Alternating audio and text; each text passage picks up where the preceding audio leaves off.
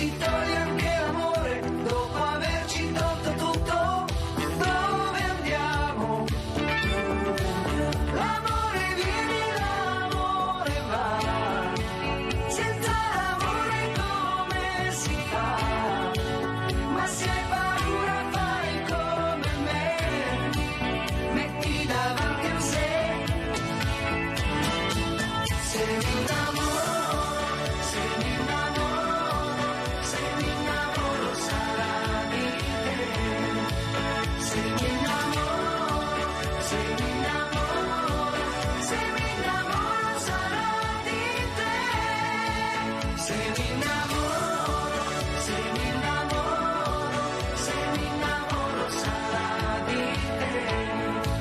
Se mi innamoro, se mi innamoro. E Mirella è proprio innamorata questa mattina. Dopo la giornata di ieri al Banco Solidale mi sono innamorata del Banco Solidale, ancora di più del mondo del volontariato. Ieri ci hanno fatto tante di quelle coccole, queste persone che sono arrivate proprio in una maniera così delicata nei nostri confronti, nei ringraziamenti che abbiamo ricevuto. Pensate che popolo veramente meraviglioso che siamo, e siamo messi all'angolo, il mondo del volontariato messo all'angolo, ecco, poco riconosciuto se non fai parte di organizzazioni molto importanti, se non fai parte dei giri magici della politica, però questo volontario che cerca sempre di dare, ma quanto riceviamo? Guardate, veramente ieri, per questo ballavo questa mattina con la canzone, perché veramente siamo innamorati del nostro lavoro che è il volontariato, e ne parleremo questa mattina con un'ospite graditissima che anche lei è innamoratissima di questo volontariato, che è Maria Pia Cavalletta, presidente comitato. Anzi, presentati Maria Pia. Beh, intanto grazie per poter dar voce ai nostri malati. Sono Maria Pia Cavalletta, presidente del comitato MECFS, encefalomielite mialgica, sindrome da fatica cronica.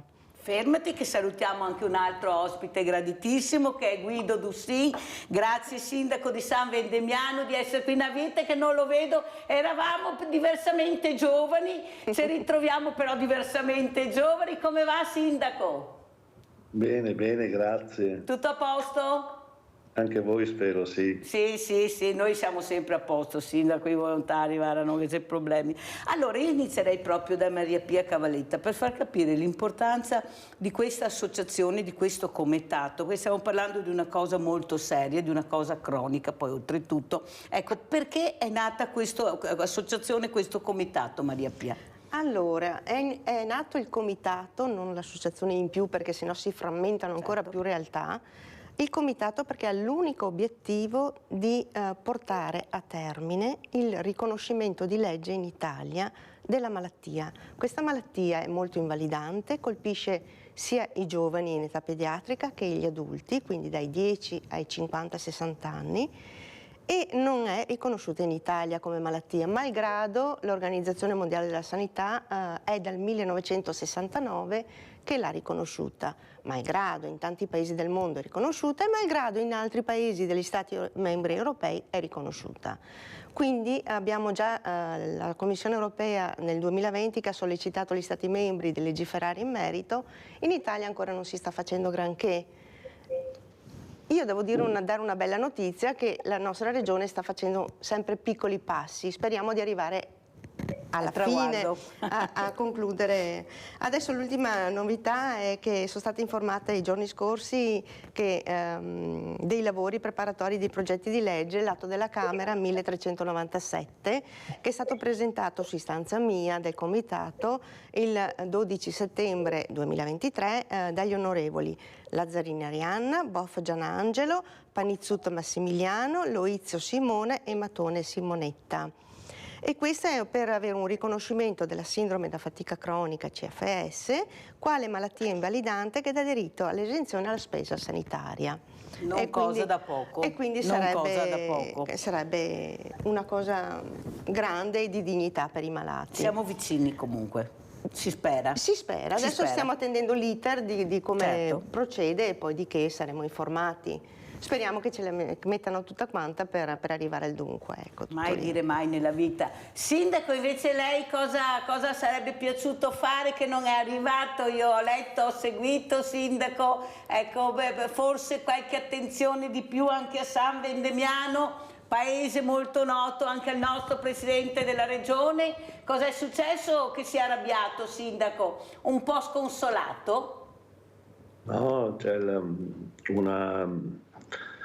una parte di delusione che è subentrata perché non siamo riusciti a centrare un obiettivo per il momento, poi valuteremo in seguito un'opzione magari più modesta e più tranquilla. Avevamo un bellissimo progetto che avevamo convenuto un po' tutti insieme con la federazione che mi aveva tanto aiutato, il presidente Gios che devo ringraziare. Aveva portato 4 milioni di PNR e poi c'è stato l'aumento dei prezzi e quindi... Spieghiamo il progetto, Sindaco, così anche a casa capiscono cosa voleva fare San Vendemiano. No, non ho una proposta qua da farvi vedere perché sono a casa, non sono in comune in questo momento. No, ce la spieghi, Sindaco. Certo, avevamo convenuto di fare una struttura che è un palaghiaccio, noi ne abbiamo già uno, il più grande che è in provincia di Treviso al momento, sono 1100 metri di pista di ghiaccio che usufruiamo per 5 mesi all'anno, già partito da ottobre quest'anno e arriverà fino a Pasqua. E oltre all'attività ludica facciamo l'attività sportiva, quindi abbiamo delle ragazzine di pattinaggio artistico e poi dei ragazzini che fanno hockey. E volevamo creare una struttura importante all'esterno su un'area di proprietà nostra che avevamo acquisito già parecchi anni fa e vorremmo realizzare, non è che l'idea è finita, vorremmo realizzare un palaghiaccio e la dimensione che ci è stata richiesta anche dalla federazione era quella per poter magari portare i mondiali juniores fra qualche anno e quindi la struttura era pensata in forma consona per questo tipo di eventi e per dare anche una soluzione importante a tutta la provincia di Treviso come impianto sportivo che poteva essere usato anche per altre attività poi nel periodo estivo, convegni o altre iniziative sportive che sono ben abbinabili con questo. La struttura è stata pensata in modo ampio e quindi c'è stato l'aumento dei prezzi, siamo trovati in difficoltà con i finanziamenti e anche altro a dire il vero e quindi abbiamo pensato una soluzione alternativa. Non siamo stati capaci da copertura finanziaria al tutto e abbiamo dovuto rinunciare. Allora il piano A è sfumato, però c'è sempre il piano B che cercheremo di portare a termine. Abbiamo Rinaldo da Venezia. Ciao Rinaldo. Niente, non lo sento. Allora, quello che volevo capire, Maria Pia Cavallette, ecco, questi sindaci che veramente si danno molto da fare, anche perché sono loro i nostri diretti quelli che veramente cerchiamo anche di bussare a queste porte e troviamo loro, perché altri noi non ne troviamo pochissimi, se devo dire la verità. Quello che però ci fa capire è che tutti cercano di migliorare la qualità della vita, chi con lo sport, chi come te con altre cose, però questo mondo del volontariato che cerca proprio anche di mettere le pezze dove la politica non arriva e che cerca di dare proprio un respiro a queste persone in difficoltà, vuoi perché magari non riescono a gestire anche da soli con le famiglie questo mondo dello sport perché costa tantissimo, abbiamo sentito ieri un presidente che è stato qui, non sono supportati o poco, è l'unica regione dove arrivano meno soldi rispetto alle altre regioni per queste attività e questo non va bene. Però la speranza è sempre quella di riuscire ad arrivarci, di combattere. Prego Maria Pia. Allora, questione di sport, sì, la sport è salute, però purtroppo con i sintomi che hanno i nostri malati non possono affrontare nessun tipo di attività sportiva perché altrimenti vanno a peggiorare i sintomi e dopo ci vogliono settimane, mesi per recuperare quel po' che fanno. La volontà ci sarebbe perché tenterebbero anche di poter fare qualcosa di normale e che farebbe bene, però poi si ha un effetto controproduttivo per i sintomi che sono molto... Però uno sport mentale può essere un'attività mentale. Diciamo che sia lo sport fisico che mentale va ad accentuare i sintomi, tutto quello che può essere fatica, quindi concentrazione, movimento, queste cose vanno ad accentuare i sintomi, altrimenti uno potrebbe andare a scuola, no? Certo. Uno potrebbe sedersi lì sul tavolo, non fai fatica, però è tutta una concentrazione che queste cose invece con questa malattia vai a peggiorare. All'inizio io seguo una ragazza che veramente ha una famiglia fantastica, questa mamma cerca anche di accompagnarla anche in situazioni di svago dove questa ragazzina può staccare la spina naturalmente, sto parlando dei giochi di ruolo che facciamo a Villa Margherita inclusiva e devo dire la verità che quando lei è assieme ad altri ragazzi, ecco come dici tu il tempo è molto limitato perché l'affaticamento non fa bene perché dopo il giorno dopo dice la mamma se si affatica è un disastro. Però hanno il diritto anche di staccare la spina un pochino, hanno il diritto di partecipare a queste anche riunioni anche sportive, riunioni ludiche, proprio perché sono giovani. Sto parlando di ragazzine di 14-13 anni che non vanno a scuola. E una volta derisi addirittura perché raccontiamolo, ma è una cosa inventata, non ha voglia di andare a scuola, non ha voglia di fare niente, quale malattia, perché questo succedeva o sbaglio Maria Pia? Assolutamente. In pratica questa ragazzina, e conosco bene, vive dei frammenti di vita. Ed è giusto che li viva, anche se poi si ripercuote sulla sintomatologia che dopo deve curarsela a casa e riprendersi con tutti i suoi patemi che ha questa malattia.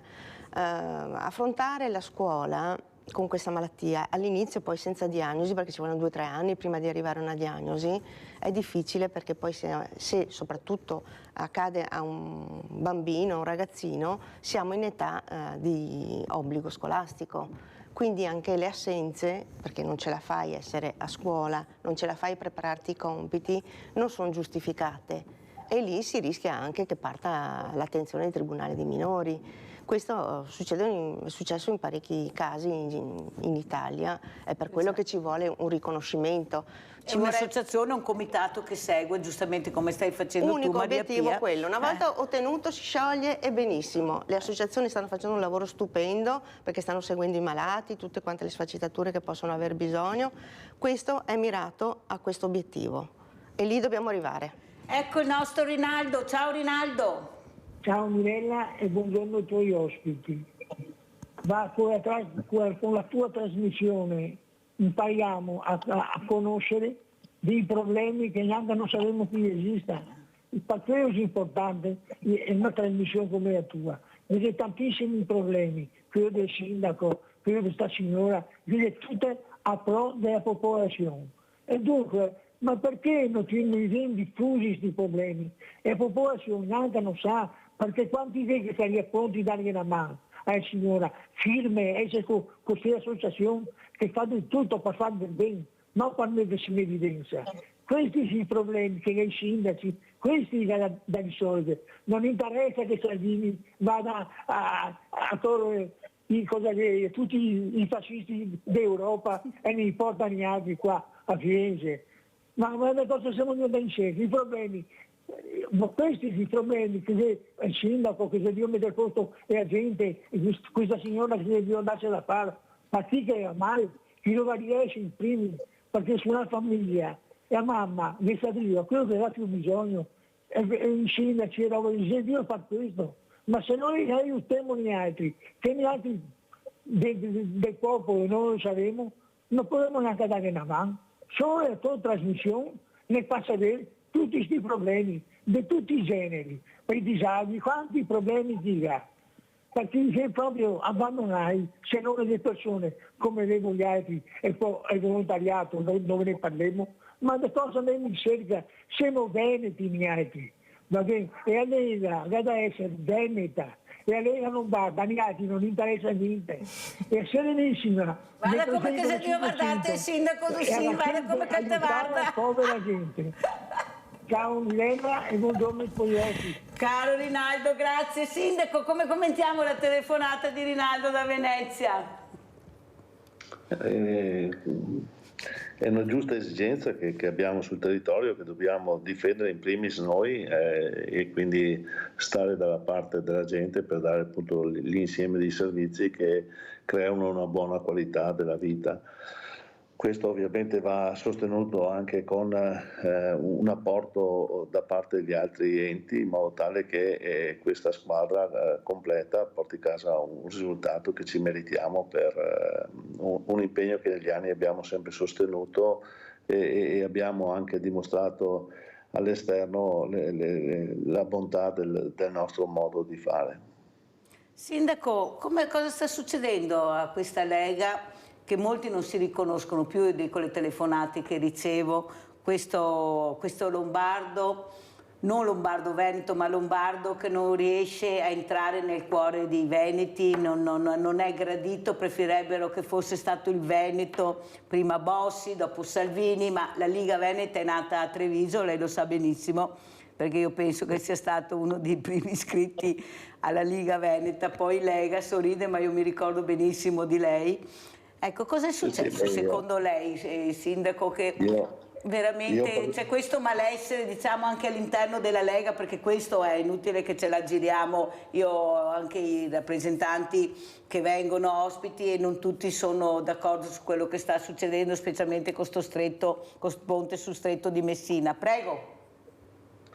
Io sono nato, diciamo così, come Lega dopo alcune vicende nel mio comune, che ero contro una discarica. Sono partito a conoscere il movimento della Lega qui a Conegliano, nella sezione di Conegliano, dove era partita la Liga Veneta sicuramente, quindi tutti i rappresentanti della Liga Veneta li ho conosciuti allora, poi sono diventato sindaco e deputato e quindi conosco questa realtà qua. Quello che serve l'autonomia. Io frequento spesso, appunto per motivi anche sportivi legati al ghiaccio, frequento la provincia di Bolzano, e l'efficienza laddove c'è un'autonomia, o anche il Trentino, ma soprattutto il Bolzanino, laddove c'è un'efficienza le cose vanno meglio. I tempi che noi ci siamo impegnati, io mi sono impegnato ho fatto 17 anni in Commissione Lavori Pubblici e Ambiente, e tutte le grandi infrastrutture noi le abbiamo portate a casa e sono arrivate, e sono orgoglioso di questo, oltre che a tanti altri impegni nel mondo dello sport, eccetera, eccetera. Da Passante a 28, a Pedemontana, all'ampliamento della terza corsia in A4, il Mose e via discorrendo. Tutte cose che abbiamo portato a casa perché allora era Lega Nord, e la Lega Nord portava a casa questo impegno anche insieme ai Lombardi, perché l'accordo ad esempio con Giorgetti e con stesso Bossi, eccetera, era fondamentale per ottenere risultati per noi, per la Lombardia, per il Piemonte, per il Nord intero, e quindi questa è la strada giusta. Io spero che si possa andare verso questo percorso. Salvini è stato con il mio compagno di banco al Parlamento a Roma, poi ha preso questo indirizzo di voler portare una Lega a livello nazionale, ma comporta un sacrificio qui a Nord. Spero che questo porti a casa l'autonomia, vediamo adesso qua all'inizio del 2024 se arriva, e questo darà un cambio alla nostra realtà, altrimenti sì, saremo soccombenti ancora. Quindi quello è il passaggio fondamentale che bisogna portare a casa, assolutamente. Molto chiaro, e la ringrazio di queste parole Dussin, che ha detto, che ha avuto il coraggio di dire quello è quello che ci interessa, se non portiamo a casa quello sarà da rivedere un po' tutto. Questa è la verità. 2237 giorni, li vediamo sempre scritti, ecco, nel nostro video. Capite bene che anche i leghisti doc come Dussin stanno sospirando, se non arriva sta autonomia. È un bel problema per noi, specialmente qua al nord, che hanno fatto questo referendum e abbiamo visto com'è andato. Adesso allora andiamo a vedere questo video che ha portato Maria Pia Cavalletta, proprio che parla di questa malattia. Andiamo a vedere il video. 12 maggio, giornata mondiale della ME/CFS, encefalomielite mialgica, sindrome da fatica cronica. Malattia orfana che è tempo ormai venga riconosciuta anche in Italia, in modo che ai cittadini malati siano garantiti livelli minimi di assistenza medica gratuita, di riconoscimento della disabilità, di diritto allo studio in percorsi dedicati e di diritto al lavoro protetto. È una malattia neuroimmune, cronica, multisistemica, multifattoriale, riconosciuta dall'Organizzazione Mondiale della Sanità già dal 1969, cui è stato attribuito il codice ICD 118E49. In Italia la malattia ancora non è riconosciuta. È riconosciuta negli USA, Australia, Nuova Zelanda, Gran Bretagna, Canada, Norvegia, Svezia, Belgio, Danimarca, Olanda, Spagna. È caratterizzata da un'estrema stanchezza, anche dopo minimi sforzi sia fisici che cognitivi, e provoca diversi gradi di disabilità a seconda della gravità della malattia. È molto debilitante. Limita drasticamente le attività quotidiane dei pazienti, causa i sintomi e le energie centellinate, sintomi quali l'estrema stanchezza, mal di gola, linfonodi ingrossati, febbricola, sensazione simile influenzale, dolore muscolare, dolore articolare, cefalea, sonno non ristoratore, inversione del ciclo circandiano sonno-veglia, malessere post-sforzo fisico-cognitivo PEM, problemi di memoria e concentrazione, tachicardia posturale ortostatica POTS. L'età dei pazienti varia tra i 10 e i 60 anni. La maggior parte dei pazienti è costretta a lasciare gli studi e il lavoro. In assenza di legge e di tutela sanitaria, per arrivare a una diagnosi spesso ci vogliono anni. Non avendo riconoscimento di legge e ILEA, alle famiglie viene demandato totalmente il compito di accudirli.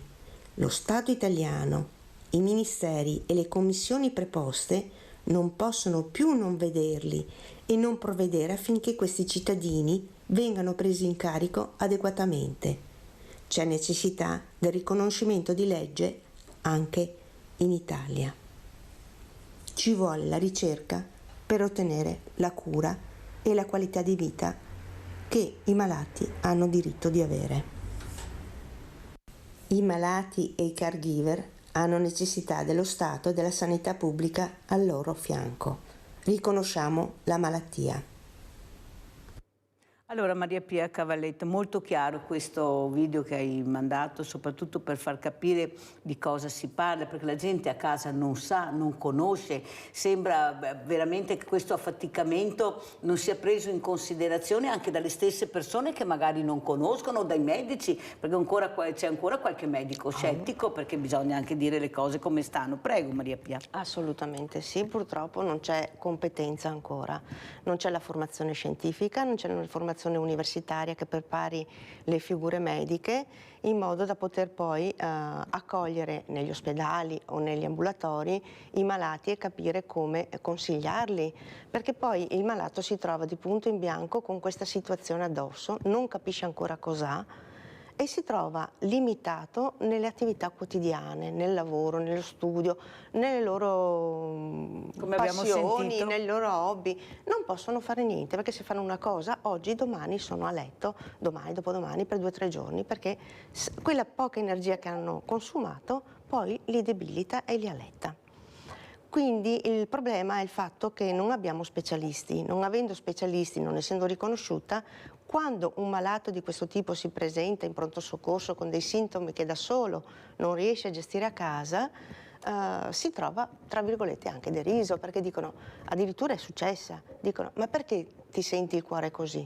Cioè, sono qui perché mi sento male, ho i battiti a 140-160, ci sarà un perché. E lì c'è la problematica della POTS, della pressione ortostatica. Ma queste cose qui, se il medico è preparato, può accogliere il paziente e aiutarlo ad affrontare, a convivere con questi sintomi, altrimenti si trova sempre più solo il malato. Pubblicità.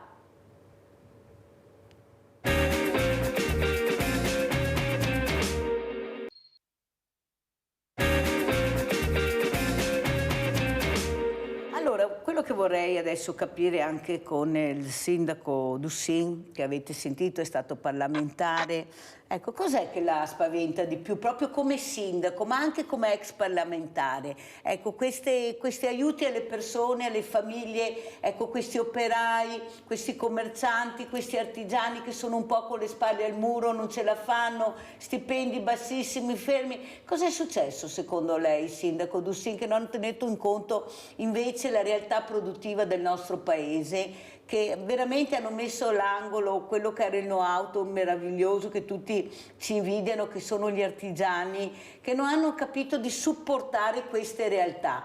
Ecco, noi continuiamo a pagare un parassitismo che non produce niente, invece di pagare veramente chi lavora e supportarlo. Prego, sindaco.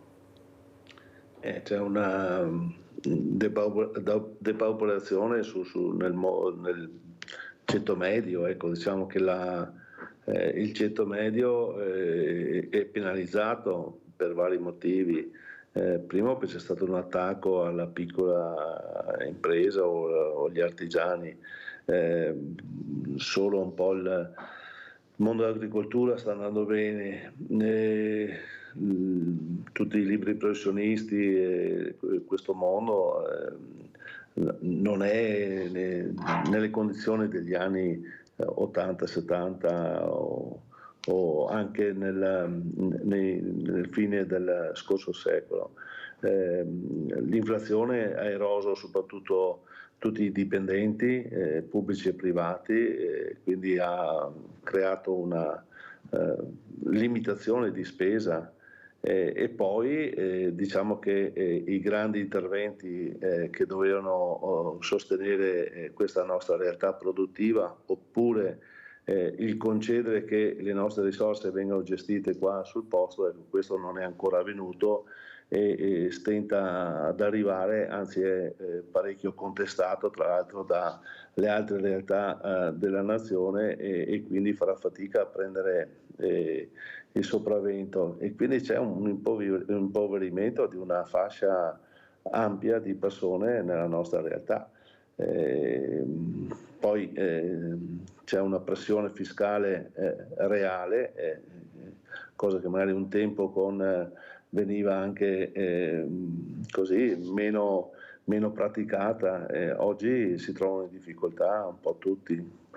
Sindaco, ma come mai questo cittadino è veramente demoralizzato con la politica? Basta vedere i numeri che vanno al voto. Questo cittadino che non riconosce più il politico su quello che dovrebbe fare per aiutare il territorio. Questo territorio, l'ex ricco nord-est che teneva in piedi quasi l'Italia, però noi vediamo che veramente questo non è successo ultimamente, e perché adesso continuano a passare il serino, colpa mia, colpa tua, ma sono stati tutti al governo, tutti hanno mangiato e bene, perché bisogna anche dirlo, basta vedere come vivono, e hanno lasciato questo territorio meraviglioso in balia di se stesso. Ecco, il cittadino è con le spalle al muro, più di eleggere il sindaco o in regione con le preferenze non riesce poi a mettere al governo chi vuole lui, perché hanno tolto anche le preferenze.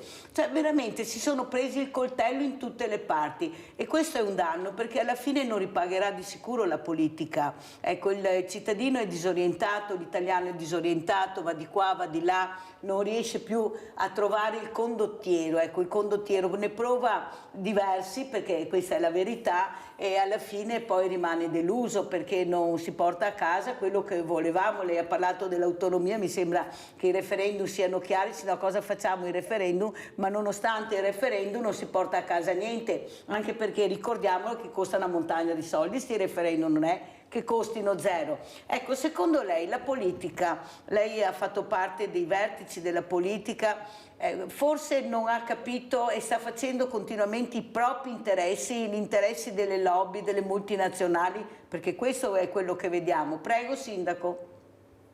No, negli anni scorsi è avvenuto un cambiamento e quindi una tutela e una difesa e una evidenziazione della problematica del Nord è stata messa in discussione prima come contestazione, e poi sono arrivate le proposte e siamo andati a ampie soluzioni.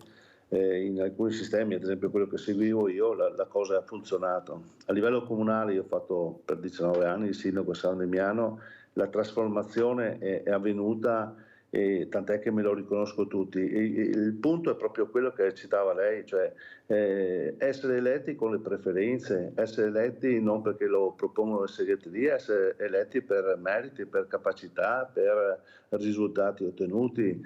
Invece oggi non vengono valorizzati questi aspetti, se non nelle forme apicali.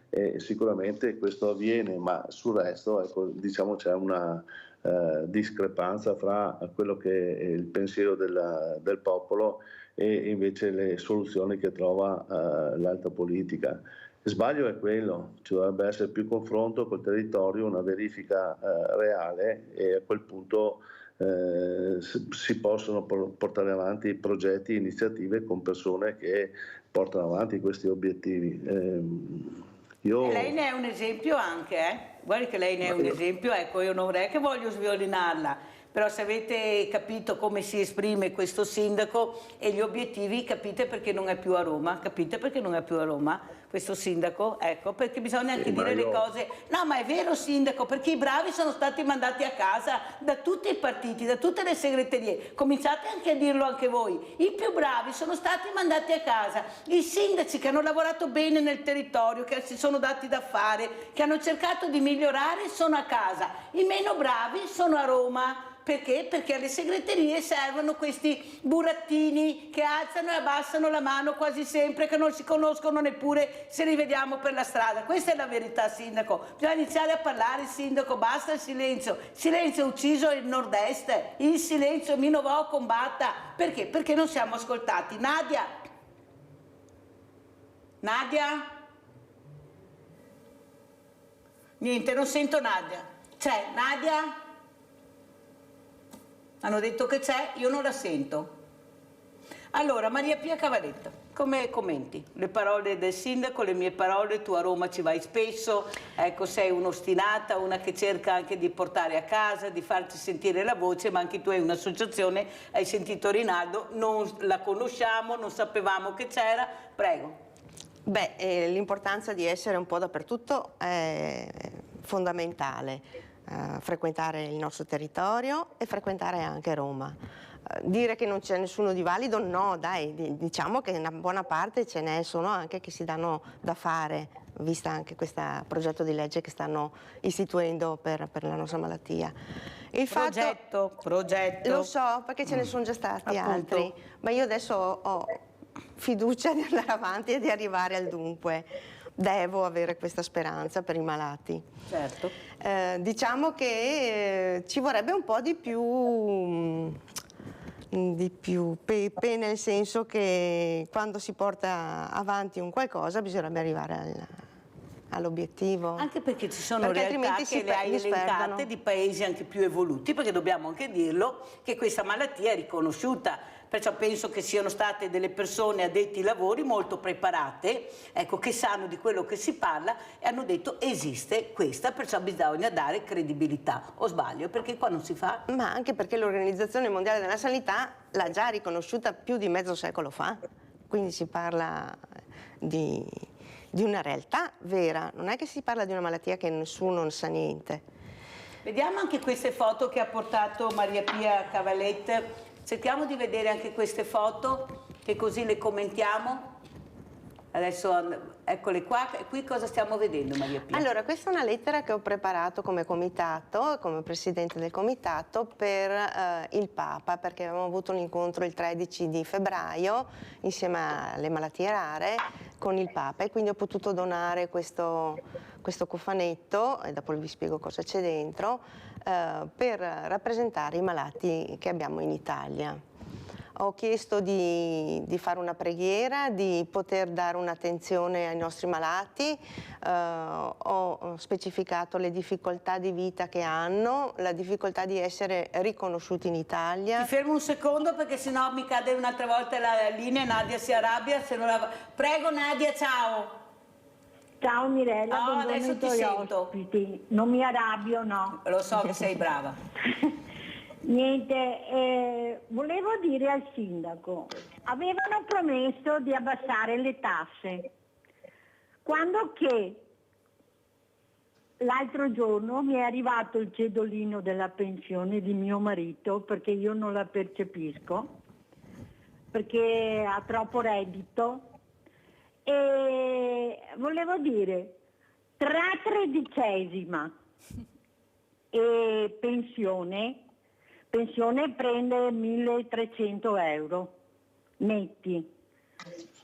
La pensione, la tredicesima era lorda 1.600, 400 euro di IRPEF solo sulla tredicesima e altri 267 IRPEF. Vuol dire che questo mese mio marito ha lasciato di tasse 600, quasi 700 euro.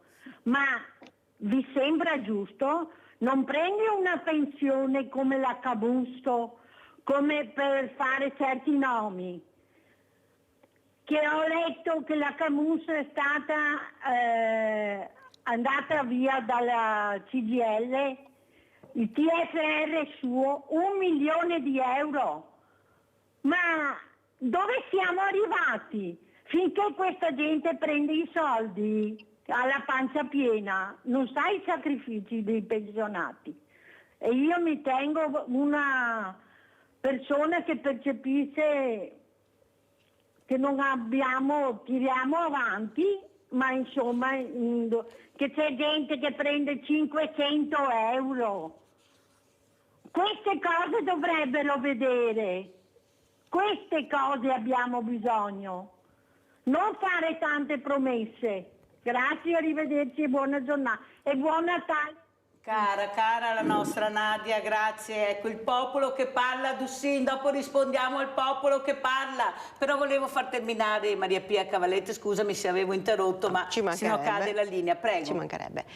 Niente, abbiamo avuto questa possibilità di parlare con il Papa, ho spiegato che i nostri malati non possono intervenire in manifestazioni di questo tipo perché la stanchezza è tanta e sarebbe controproducente. Come hai visto questo Papa? È stato, impressione ti ha fatto? è stato molto attento in tutto quello che le ho spiegato, gli avevo preparato una lettera per i malati e non pensavo, ma poi mi è arrivata la risposta dopo, a giugno del Papa con la preghiera e l'attenzione che darà nelle sue preghiere.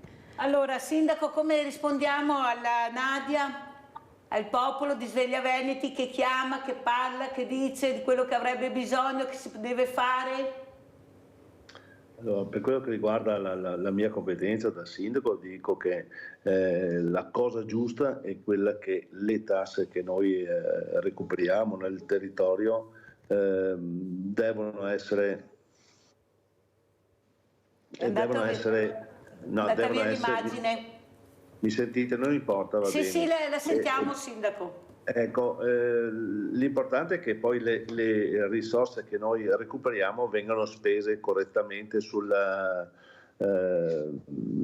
territorio e spese bene e siano efficienti. E io su questo mi sento tranquillo fino in fondo. Invece dall'altro punto di vista, a livello nazionale e altro, anche regionale, oppure le tasse che vengono recuperate dalle province, eccetera, per realizzare le strade o quant'altro, vengono spese bene. A livello nazionale invece è l'impoverimento che si è creato sui pensionati, ma proprio sul ceto medio in generale, pensionati in modo particolare.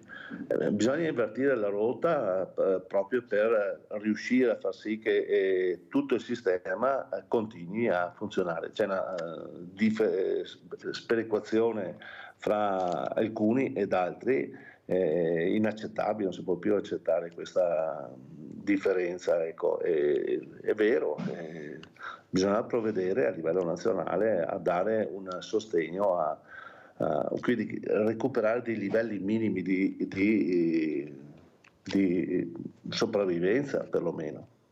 Anche perché quello che veramente stupisce, impressiona e disgusta, lei è stato parlamentare, è che certi parlamentari non basta mai, nonostante queste cifre astronomiche che prendono rispetto ai 500 euro e 1000 euro di pensione, sono in mezzo a fondazioni, attività, di tutto e di più. Adesso che sto a Dubai, tutti con qualcosa a Dubai per cercare di portare a casa sempre di più. Ma volete capire che è un territorio, e non lo dico a lei sindaco, che ha bisogno di tutto ormai, siamo veramente in ginocchio anche come infrastrutture, è inutile che ce la giochiamo, che basta uscire la mattina e vedere come siamo presi, questi sindaci che stanno facendo i salti mortali per mettere in sicurezza il territorio, ma hanno sempre poche risorse, hanno tagliato ancora, questa sanità sarà anche un fiore all'occhiello, ma abbiamo la sanità privata che è diventata un drago, queste liste d'attesa, le scuole, ma questi se ne fregano, molti che dovrebbero fare il loro dovere non ci sono, non li vediamo neppure seduti. La gente vede il sindaco, lei è stato parlamentare, non si può continuare così, come dice Nadia, non si può vedere che chi sta veramente bene vuole stare ancora meglio infischiandosi di quello per cui è stato eletto, che è il bene comune. Ecco, anche la politica dovrebbe fare comunità. Sindaco, prego. Ma guardi, io per quel che riguarda ad esempio la scuola, che ho anche un po' di competenza per la parte pubblica, ci avevo messo mano anche a delle scuole private. Di quest'anno che ho aperto una scuola privata, un liceo sportivo nel mio comune, sostenendo iniziative.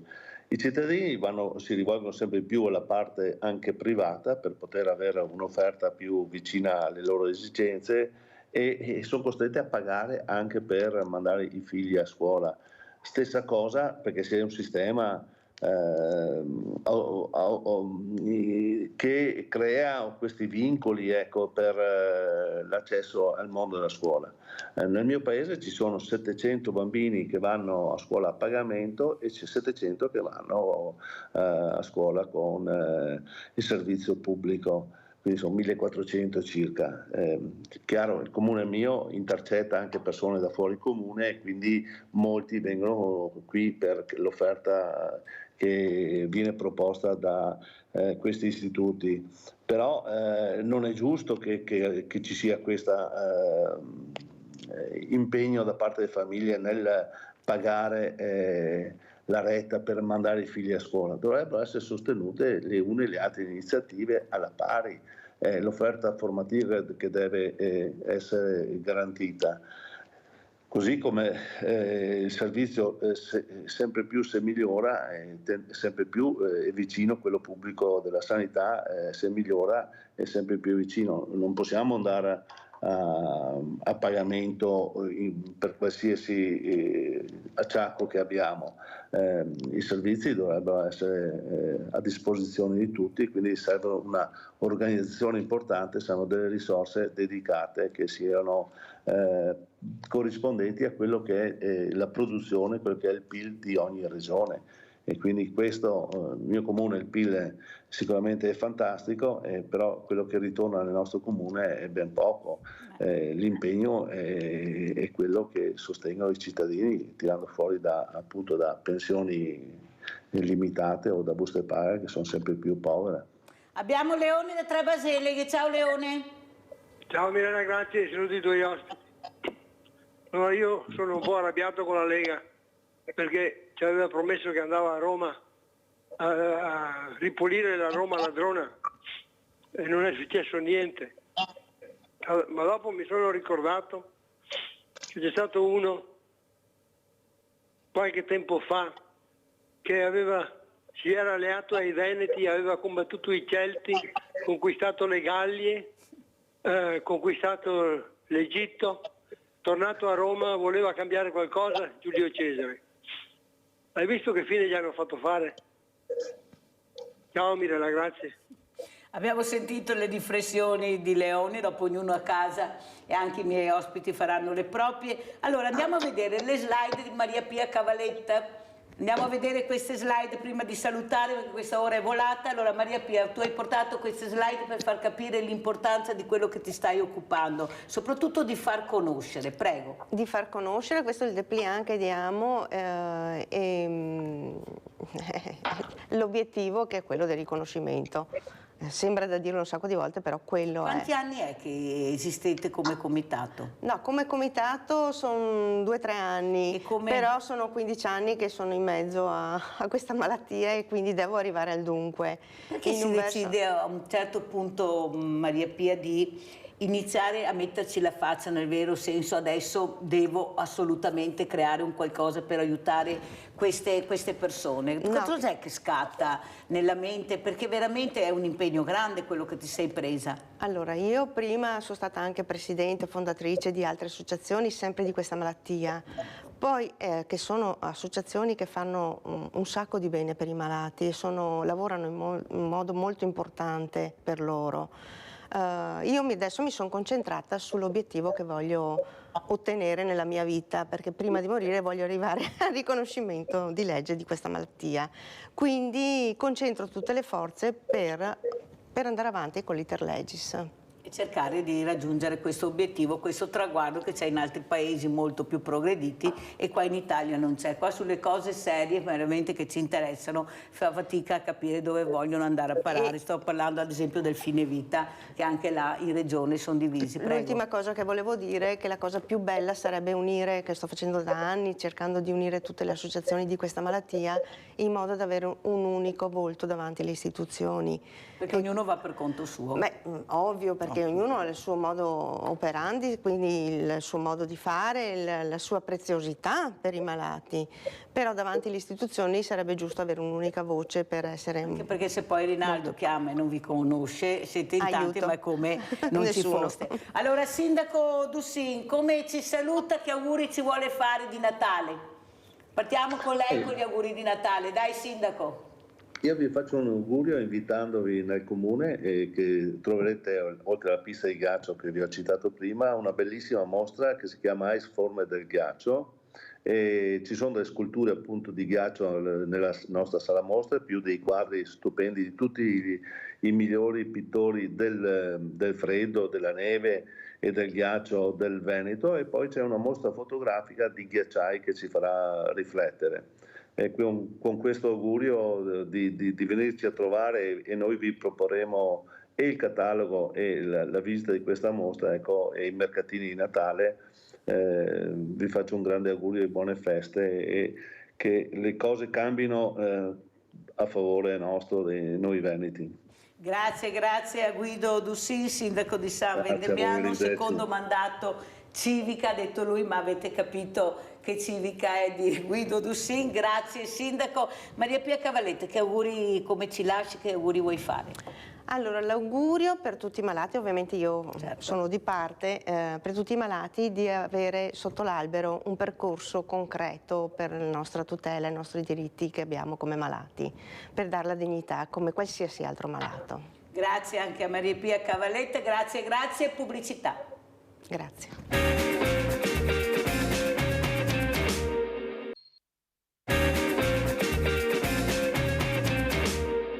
Ci siamo, a meno di una nuova proroga sulla quale è in corso un aspro dibattito nel governo. Dal nuovo anno finirà il mercato di maggior tutela del gas, che dal 2024 sarà riservato esclusivamente ai clienti classificati come vulnerabili.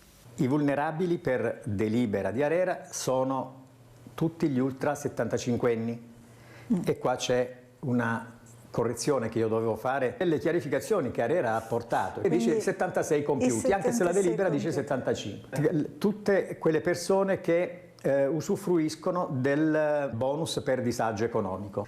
Ancora altri soggetti: chi è titolare di un contratto, intestatario del contratto, e in base alla legge 104 ha problemi di disagio fisico. Chi dovesse per necessità magari attivare un contratto in una situazione di emergenza, perché magari c'è una ristrutturazione, c'è un disagio dove abita. I clienti vulnerabili potranno dunque rimanere o rientrare nel servizio di maggior tutela. Tutti gli altri che attualmente hanno i contratti tutelati entro il 31 dicembre dovranno sottoscrivere un contratto sul libero mercato con un nuovo gestore oppure con quello attuale, che proporrà, se non l'ha già fatto, un contratto con l'offerta più vantaggiosa. Ai clienti che non faranno nessuna scelta entro la fine dell'anno, il gestore applicherà un contratto placet con un'offerta decisa dal venditore secondo secondo il prezzo stabilito dall'Autorità per l'Energia. Sulla bolletta c'è scritto, quindi la prima cosa che uno deve fare è identificare come si trova la sua fornitura, no? Perché in bolletta c'è scritto mercato di maggior tutela, la fornitura, oppure mercato libero. Se uno nel mercato libero si trova bene con quella società, per adesso non ha bisogno di fare niente se si trova bene. Poi magari se ha le condizioni di voler rientrare nel mercato tutelato, ma dovrà naturalmente fare domanda se ha i requisiti comunque per poterci rientrare, e quindi deve rientrare in quelle categorie che accennavo prima. Allora, ringrazio l'avvocato Luca Pavanetto, cassazionista, ma anche referente ADUSBEF di San Donato di Piave, avvocato anche della nostra associazione di Veneti Schiacciati dalla crisi, che mi sta seguendo diversi casi, ma soprattutto io, avvocato, questa mattina parlerei con lei di questo cittadino, di questo italiano confuso. Ecco, cambiano le carte in tavola senza avvisare, senza fare dei percorsi informativi adeguati. Stiamo parlando di bollette, ma possiamo dare anche dalle banche. Ecco che ormai in banca devi andare col commercialista perché non sai mai cosa ti può succedere. Ecco, questi buoni del tesoro che adesso non ti danno più niente, prima andavano tutti quanti alla rincorsa ma nel silenzio totale. Ecco, questo cittadino disorientato, lei avrà clienti, anche lei avvocato, che veramente le diranno il malessere nel quale si vive, sempre la paura di sbagliare, di essere ingannati, le truffe dietro l'angolo. Prego, avvocato Pavanetto. Buongiorno intanto Mirella, un piacere e rivederti, e saluto caramente anche tutti i telespettatori. Sì, diciamo che hai colto nel segno, perché c'è proprio uno sconcerto di ogni cliente nell'approcciarci perché siamo tutti poi alla fine consumatori, a qualsiasi servizio adesso noi andiamo a poter essere intentati. Faccio un esempio ancora più semplice, tante volte arrivano i clienti che hanno fatto investimenti in buoni postali e lì c'è il problema del valore facciale, anche lì ci sono interpretazioni che si susseguono, uno magari conserva religiosamente il suo buono postale per anni e dopo si presenta all'incasso e gli viene detto che nel frattempo sono intervenute delle sentenze per cui i valori facciali, quelli presenti proprio sul titolo, non sono poi quelli che saranno liquidati alla persona, ma questo fa il paio anche con tutti i servizi. Abbiamo ben visto la situazione dell'energia con il mercato libero e chiaramente possiamo dire che non c'è solo uno sconcerto, c'è proprio una difficoltà di approccio pieno da parte del cliente e consumatore, perché non capisce, non è in grado di immaginare quello che poi può essere un prezzo corretto. Ma qui allora dovremmo andare a sindacare qual è l'attività governativa su questo punto, perché è chiaro che se io ho un'informazione corretta e trasparente e riesco a interagire e a capire quale sia la miglior realtà societaria che mi vende ad esempio il gas, posso anche approcciarmi correttamente e portare a casa un prezzo corretto. Ma se non lo so, e magari per limiti di età o perché non è la mia materia o perché, come diceva Umberto Eco, mundus senescit, cioè il mondo invecchia, e mi pare che quelli che ci governano non abbiano ancora capito che chi sta invecchiando ha bisogno di una maggior tutela.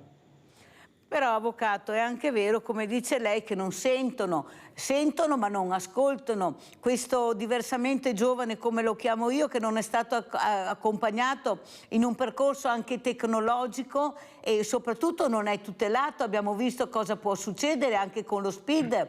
Ecco, perché allora siamo nel 2023, andiamo sulla Luna e non riusciamo ancora a tutelare il cittadino che si fida poi tutto sommato. Poi è un cittadino che crede anche nelle istituzioni, li abbiamo sentiti, è la verità, però non è tutelato. Perché non si tutela? Eppure ci sono i garanti. Io mi domando dove sono e cosa fanno questi garanti. Prego. Sì, il discorso è corretto e se posso dire in più qualcosa, non solo è un problema di istruzione o di informazione che deve essere data, ma nell'approccio a una qualsiasi, io la chiamo istituzione finanziaria, mettiamo un qualsiasi prodotto bancario, la preparazione che uno dovrebbe avere per poter leggere un contratto bancario e capirne fin nelle recondite parole quelle che possono essere le conseguenze poi per il proprio portafoglio, richiedono una preparazione e richiedono, secondo me, anche un'apertura mentale che non è ancora stata riscontrata in nessun posto.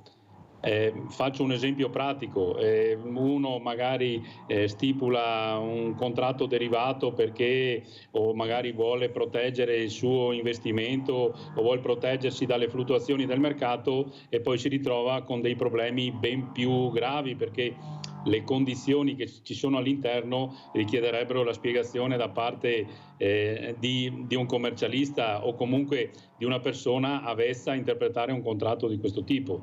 Il problema, come ben hai colto Mirella, è ben più profondo, è un problema culturale per cui tante volte assolutamente il cittadino si fida. Io direi che la percezione che ho da tutti i clienti che vedo è proprio quella che il cliente rimane sconcertato e dice: ma come? Mi sono accostato a un'istituzione che ritenevo fosse un'istituzione sicura, ho comprato azioni della banca, come può essere che poi la banca diventi insolvente? Ecco, manca proprio nell'italiano medio, non c'è la malizia nell'interpretare situazioni di questo tipo, e su questa mancata malizia io la interpreto anche come mancata interpretazione, mancata educazione a tutti i prodotti che siano quelli di largo consumo. Tanta gente ci ha anche sguazzato e si è fatta fortune sulla pelle ovviamente dei più deboli, dei più inermi. Che si sono fidati, perché questa è la verità, proprio si fidano ciecamente di queste persone, anche se magari la prima volta che le vedono, ma ecco, forse questa buona persona viene raggirata proprio dalle tante parole che si dicono, da questi contratti che sono scritti talmente in piccolissimo e non lo fanno per caso, ma è tutto studiato nei minimi particolari per mettere in confusione questa persona che si reca su questi uffici, su questi sportelli. Allora andiamo a vedere invece questo video per far capire anche chi è l'altro ospite. Sto parlando di Antonio Carlini, presidente Solidarietà Cooperativa Sociale. Andiamo a vedere chi siamo, Cooperativa Sociale Carlini. Andiamo a sentire.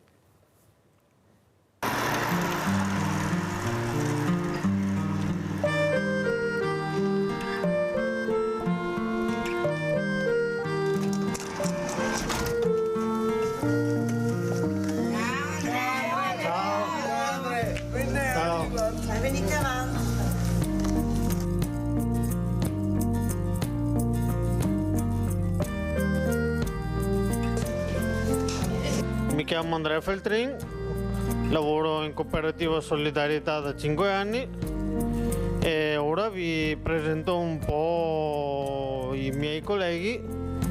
Allora, qui ho la Nadia che lavora di sopra in maglieria e fa anche un altro lavoro esterno della cooperativa. A poi c'è Alessandra che si occupa di telefonia e confezioni bomboniere. Manuel che fa ceramica e mi dà una mano a volte in tipografia. Sto lavorando per il blog e sì, do una mano a preparare la battitura di testi, diciamo.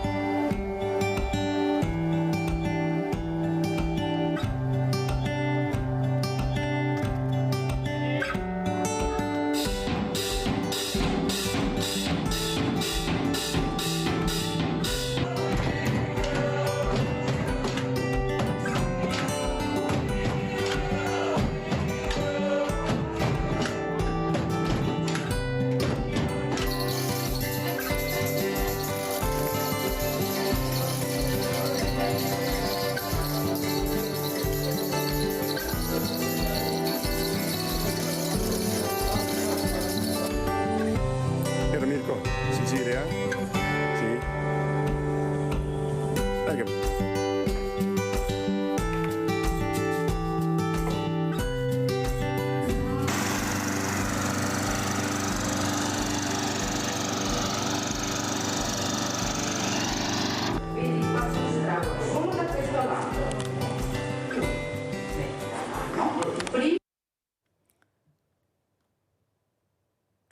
Ringrazio e saluto Antonio Carlini, Presidente Solidarietà Cooperativa Sociale. Grazie veramente Presidente anche per questo video che fa capire veramente bene quale realtà c'è nel nostro territorio, magari che qualcuno non conosce. Lei sa quanto ci tengo anche ad avervi in trasmissione per far passare questo messaggio, che c'è questo dopo di noi che siete voi, che cercate di dare la massima dignità, il massimo rispetto a queste persone. Ecco, io non li chiamerei, io li chiamo diversamente agili, lo sa come li chiamo io, Presidente, ma sono realtà veramente che vanno supportate. Com'è la situazione, Presidente Carlini? Cosa ci racconta? E grazie per il video. Buona giornata a lei Mirella e buona giornata a tutti. Avete visto uno spaccato, un breve spaccato della nostra realtà. Abbiamo visto il nostro CEOD e le nostre comunità, alcune attività che loro fanno, che sono molto bravi. Perché non mi ascoltano quelle due là in segreteria? E adesso noi cosa stiamo facendo in questo momento? In questo momento si stanno attivando le programmazioni per il prossimo anno. Dove stiamo andando, dove sta andando queste attività. Allora, diciamo che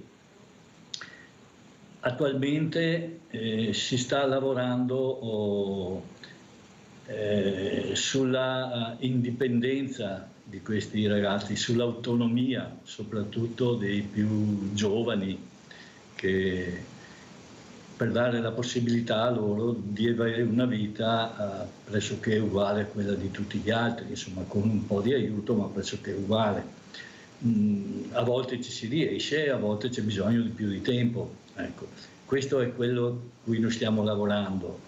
Quindi si sta lavorando verso la preparazione, dove è possibile, per una vita indipendente, una vita familiare, perché si sta ragionando soprattutto con i progetti del PNRR, si sta ragionando sugli appartamenti, su mettere in atto degli appartamenti per questi ragazzi e ragazze, dove possono vivere in 4 o 5 assieme, seguiti per un periodo da persone dedicate, diciamo, e poi man mano diventano sempre più autonomi. Noi abbiamo 2 esperienze qua con 2 appartamenti che vanno molto bene. Abbiamo questi ragazzi che imparano, che si stanno dedicando, che stanno facendo lavori, che imparano a stare assieme e quindi siamo anche abbastanza contenti, insomma, di quello, anzi direi che siamo contenti, ecco, di quello che sta avvenendo su questo nuovo fronte. Presidente, intanto la ringrazio per le parole che ha detto, perché mentre la politica è in stato confusionale, questi presidenti di queste importantissime cooperative stanno pianificando e programmando il futuro delle persone che ce la faranno a diventare autonomi. Io sono convinta di questo, perché ci sono già realtà che lo dimostrano. Ecco, queste persone che si impegnano per un loro futuro e migliorare la qualità della vita, che poi migliorano anche la nostra. Cosa dice, Avvocato Pavanetto, sentendo queste parole? Ecco, con quanta passione, ma determinazione, ma soprattutto, ecco, stanno programmando il futuro di persone che sarebbero all'angolo, che se non ci fossero queste cooperative veramente io non so che fine avrebbero fatto anche certe famiglie. Prego, Avvocato. Questo è il vero tessuto connettivo che ci fa rendere orgogliosi di essere italiani. Sono queste associazioni, sono queste persone che lottano davvero per dare uguale dignità a tutti. E sono davvero entusiasta nel sentire frasi di questo tipo. Poi è chiaro che adesso questi soldi del PNRR che arriveranno non potrebbero trovare migliore destinazione che quella di davvero aiutare e servire a dar conforto a persone che lottano per avere lo stesso spazio di tutti gli altri nella nostra società. Una società è degna di tale nome, secondo me, nel momento in cui garantisce le stesse opportunità a tutti, e dare le opportunità alle persone che, come ben le hai descritte tu, magari sono state un po' più sfortunate nella vita, dovrebbe essere la missione di ogni singola persona. Non dovrebbero esserci differenze da questo punto di vista, quindi ben vengano realtà di questo tipo per le quali ben volentieri cooperiamo e diamo una mano tutti, perché è ciò che rende degno anche il nostro vivere, siano persone diversamente giovani come lei ha appena dette o persone diversamente abili, che poi insomma secondo me la distinzione non esiste, è solo una distinzione che vuole appiccicarci qualcuno, ma siamo tutti uguali e tutti siamo sotto lo stesso sole, quindi dobbiamo lavorare in questo senso e migliorare e maturare tutti. Avvocato Pavanetto, quello che non riusciamo a capire io per prima è che però quello che assistiamo non è quello che veramente pensavamo. Ad esempio anche i soldi del PNRR, che soprattutto erano destinati all'inizio al terzo settore. Ma siccome questo terzo settore è talmente grande, talmente un minestrone, che abbiamo capito che forse hanno preso anche qualche altra strada, invece di supportare queste realtà come le ha descritte bene Carlini, che con grande fatica stanno programmando e pianificando il futuro di queste realtà che avete visto, se ne vanno da altre parti e noi non sappiamo, non ci dicono, non c'è trasparenza. Ad esempio questo 5 per 1000 che non arriva, siamo già a metà dicembre, fra poco, e deve arrivare ancora il 5 per 1000, sono soldi dei cittadini italiani che hanno dato alle associazioni per resistere nel mercato. Ecco, cosa ci dice, avvocato? Che in realtà parliamo di un fondo che dovrebbe consistere addirittura e arrivare circa in fondi assegnati per questi 3 interventi, che li possiamo distinguere per quanto riguarda anziani, persone con disabilità e senza fissa dimora. E questi fondi dovrebbero ammontare, da quanto si è letto, circa a 1,3 miliardi, e la parte più consistente sembra sia andata alla Lombardia, poi seguono Lazio e la Campania. Purtroppo il problema del PNR e del terzo settore è quello che io e te, Mirella, mi permetto di dire, abbiamo già ribadito mille volte: mancano i dati.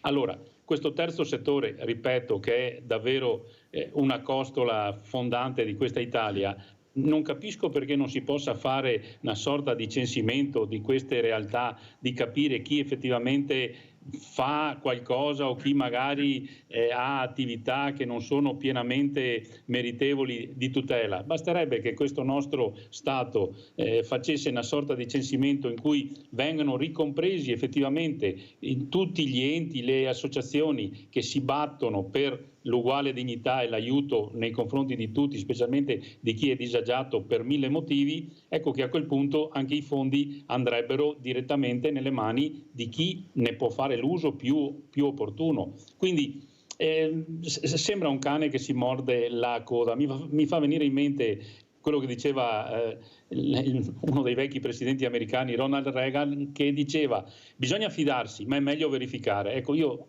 direi, andrei a fare una verifica, effettivamente farei un censimento una volta per tutte di queste associazioni, che tanto ci sono albi, ci sono situazioni in cui si possono riscontrare quelli che effettivamente fanno un'attività meritoria, e a questi darei la possibilità di far del bene, perché ripeto, le categorie disagiate le abbiamo indicate prima: senza fissa dimora, anziani e disabili. Non ci vuole tanta fantasia per capire che solo coloro che sono disagiati dal punto di vista economico in Italia, parliamo di una cifra, mi pare, attorno ai 5 milioni di persone, Poi se andiamo a fotografare il mondo continentale, leggevo una notizia l'altro giorno che mi ha sconcertato e che diceva che praticamente in Inghilterra 2 milioni di persone hanno spento il frigorifero per le condizioni economiche in cui si trovano. Quindi se volessimo immaginare una situazione nostra e trasportarla anche all'estero, effettivamente ci sono diverse situazioni che non sono ancora state ben viste o ben sistemate. Abbiamo Gianfranco Valeri da Cessalto. Ciao Gianfranco. Sì, buongiorno signora Mirella. Buongiorno. Buongiorno Presidente, buongiorno Avvocato. Grazie. Avvocato, mi rivolgo proprio a lei. Le faccio una piccola domanda da pensionato. Io sono stato abituato da piccolo che i soldi che servono si gestivano in una famiglia e così, però lo Stato non fa uguale. Lo Stato, secondo me, poi ultimamente le ha combinate di tutti i colori. Ecco, si immagini quando è venuto fuori il 110, io che sono un povero pensionato, ho preparato subito la Mirella, ho detto chissà cosa succederà qua. Io vedo case popolari chiuse, non le mettono a posto, scuole che non sono a norma, tutto per diventare l'edilizia, tutti dicevano per diventare l'edilizia, ma l'edilizia si può fare, l'edilizia pubblica si poteva fare tutte altre cose e lì ne ha combinate in tutti i colori. Ecco, si immagini che dovevano mettere a posto la casa ai poveri, dice hanno messo quel 110 a posto le case ai ricchi. Volevo il suo parere, buongiorno e grazie e buon lavoro. Grazie Gianfranco, prego Avvocato Pavanetto.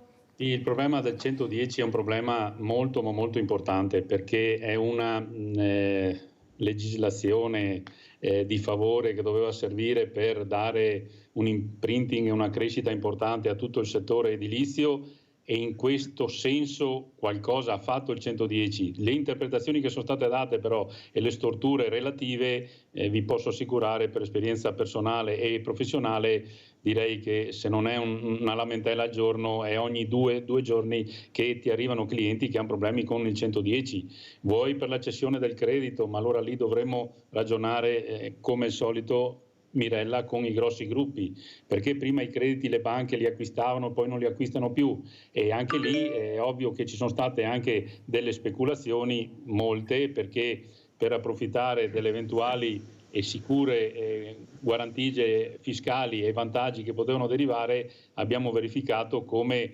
più di qualche società si sia improvvisata nel poter gestire il 110 e quindi vi sia stata una lievitazione dei prezzi abnormi, prezzi che poi, non ci nascondiamo, ricadranno su quelle che sono le tasche di tutti noi contribuenti. Quindi, volendo immaginare un beneficio, in realtà è stato un beneficio, concordo con quanto ha detto saggiamente il telespettatore, un beneficio che è andato a vantaggio non di tutti, anzi direi di poche fasce, perché poi se andiamo anche a verificare quella che era la questione dei prezzi del 110 col prezziario nazionale, chiamiamolo così, parliamo di lievitazioni anche di 3 o 4 volte quello che poteva essere il prezzo di un intervento normale per il 110.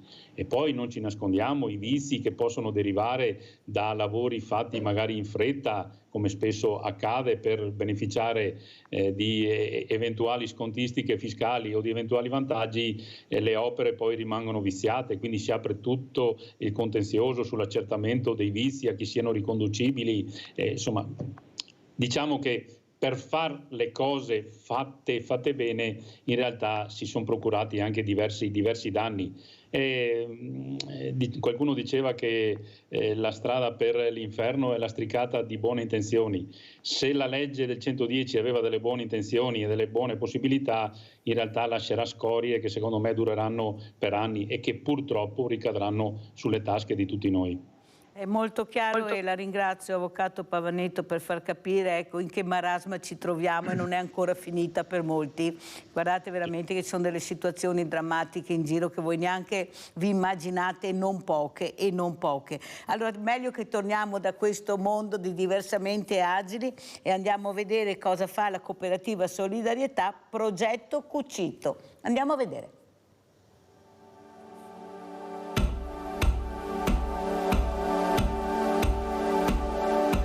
Buongiorno, sono Luigi Gazzotti e sono in Cooperativa Solidarietà. Sono venuto qui perché organizzo da svariati anni Oca in Jazz, che è una manifestazione enogastronomica tradizionale e ogni anno noi abbiamo un fumettista diverso che ci disegna il logo dell'anno. Il logo poi viene stampato su dei tovaglioli come questi, che sono caratteristici della manifestazione. E naturalmente non potevo non venire in Cooperativa Solidarietà perché loro sono molto bravi, hanno lanciato una prima sezione dedicata al taglio cucito, ci mettono tanto impegno e credo che con il lavoro ci sia il riscatto sociale. Quindi i tovaglioli dell'Oca in Jazz sono realizzati qui e gli abbiamo portato il tessuto. Noi siamo partiti con queste ragazze che non conoscevano cos'era una macchina da cucire. Siamo arrivati che loro si siedono direttamente a una macchina da cucire e ci chiedono di voler lavorare. E questo esprime da solo, non ci sono parole per questo. Hanno trovato una loro piccola realizzazione che per noi e loro è importante. Diventa un lavoro vero, loro possono esprimere le loro capacità. Questo lavoro serve per loro, si creano e si esprimono lavorando. Lavorando noi riusciamo a vedere anche le loro difficoltà e lavorarci sopra le loro difficoltà, cercando di arginare l'ostacolo perché loro possono prendere fiducia di sé. Mi sono data limiti con le ragazze, ho studiato le loro, o non ho studiato, ho cercato di inserirle aiutandole a credere in se stesse e aiutandole anche a migliorarsi, perché questo, tutte sono nate che non sapevano cos'era una macchina.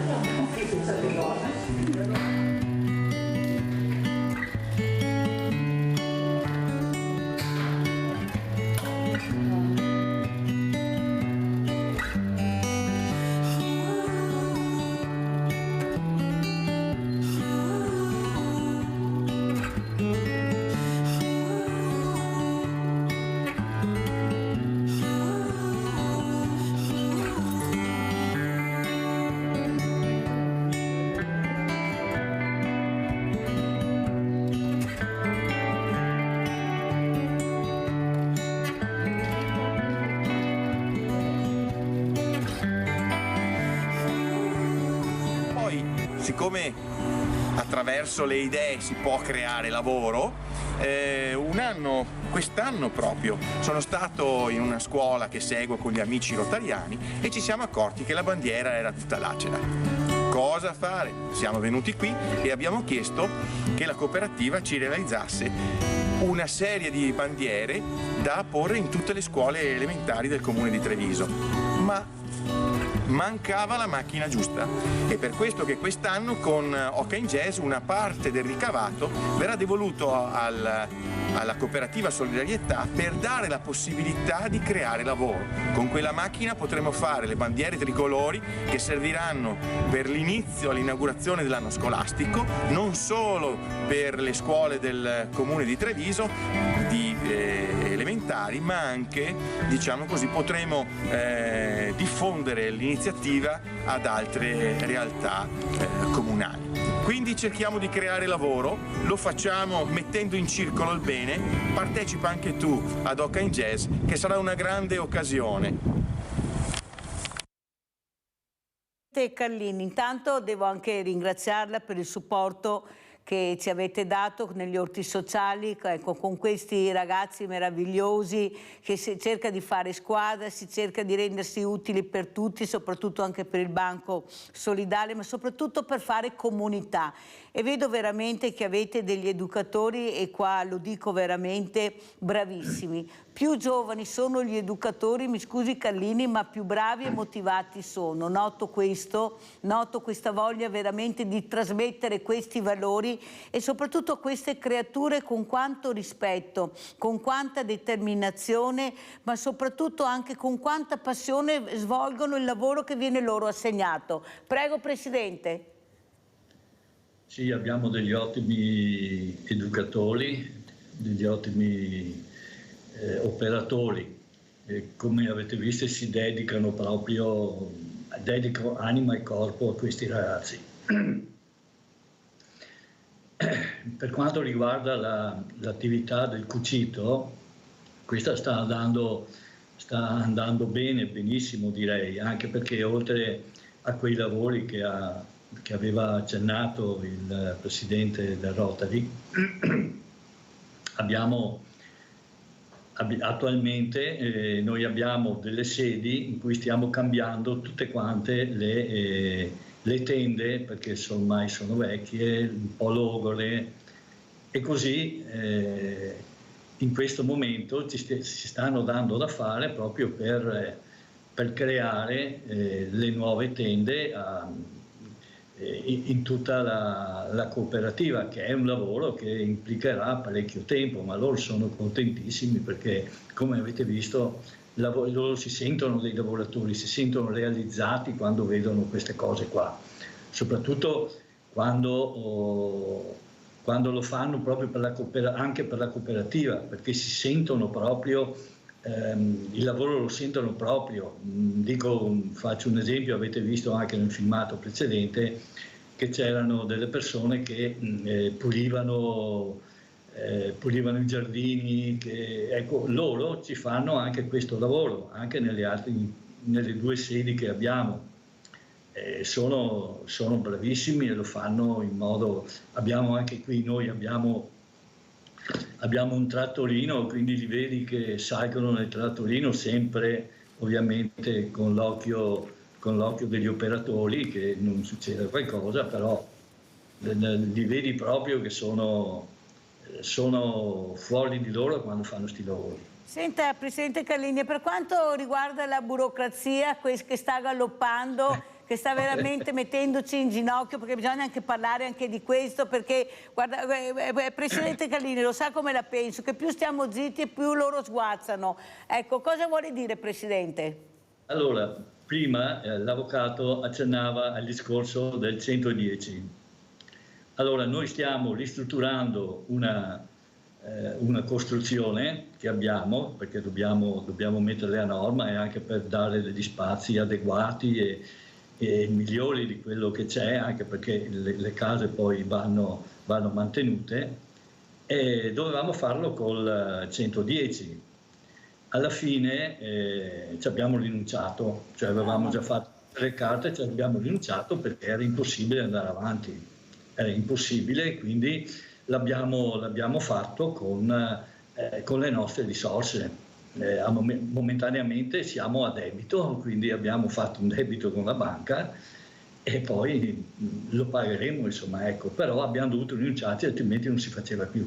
Avvocato, come commenta? Veramente è incredibile quello che sta raccontando Carlini, che è successo proprio a questo mondo che invece di essere supportato si vede costretto a lasciare tutto perché non ce la fa e fa un debito sperando di pagarlo e mettendoci proprio del proprio. Prego, Avvocato.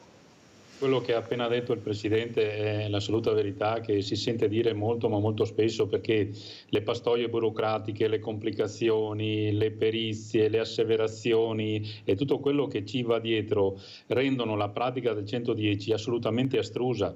Se poteva andare bene i primi periodi in cui ancora c'erano gli adattamenti, ma dopo sostanzialmente è lo stesso sistema produttivo economico che ha rifiutato il 110. Ripeto, ci sono persone che con la cessione del credito, ma ancora adesso, ho sentito un cliente anche ieri, non è ancora riuscito a installare una caldaia, perché poi con queste cessioni del credito, con società che passano a loro volta l'incarico, con i subappaltatori, il resto, diventa un dedalo, un qualcosa per cui giustamente, come ha appena detto il Presidente, le persone rinunciano o addirittura prendono e di tasca loro vanno a completare l'intervento. Quindi tutti i benefici fiscali che ne potevano derivare sono molto ma molto anacquati, anzi direi che diventano quasi controproducenti. È proprio una stortura, un meccanismo che, creato secondo me con buone intenzioni, si è rivelato quasi l'esatto opposto nella buona parte dei casi. Però, Avvocato, questa burocrazia che sta colpendo in prima persona proprio il volontariato, quello di prima linea, quello che veramente ha sempre cercato di dare tanto per supportare magari quei gruppi di volontariato, io li chiamo multinazionali, ecco, e lasciar morire quello che è proprio il cuore pulsante del volontariato. Cosa sta succedendo? Hanno fatto un minestrone con sto Runz, pensate che nome hanno messo, che veramente non si riesce più a capire, tanti hanno lasciato perché erano impossibilitati a sostenere anche economicamente questi passaggi. Ecco, dov'è che vogliono parare secondo lei, Avvocato? Perché se colpiscono così il mondo del volontariato non ce ne sarà per nessuno, neppure per loro. Il problema è che loro andranno a casa con una valanga di soldi e invece le famiglie, le persone che dovranno essere supportate non avranno più questo volontariato che li assiste. Prego. Sì,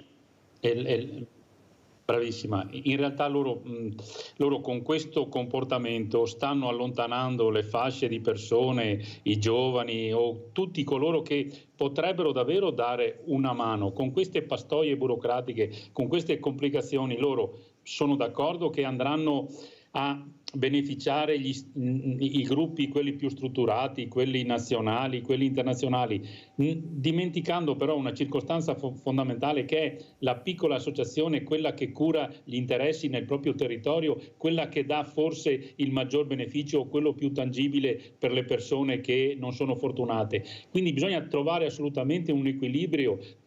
Allora, la legalità di queste attività non deve essere messa in discussione, ma altrettanto bisogna che queste attività diano la possibilità a questi cittadini che hanno il desiderio di essere attivi e solidali nella propria comunità di poter esercitare quello che vogliono fare.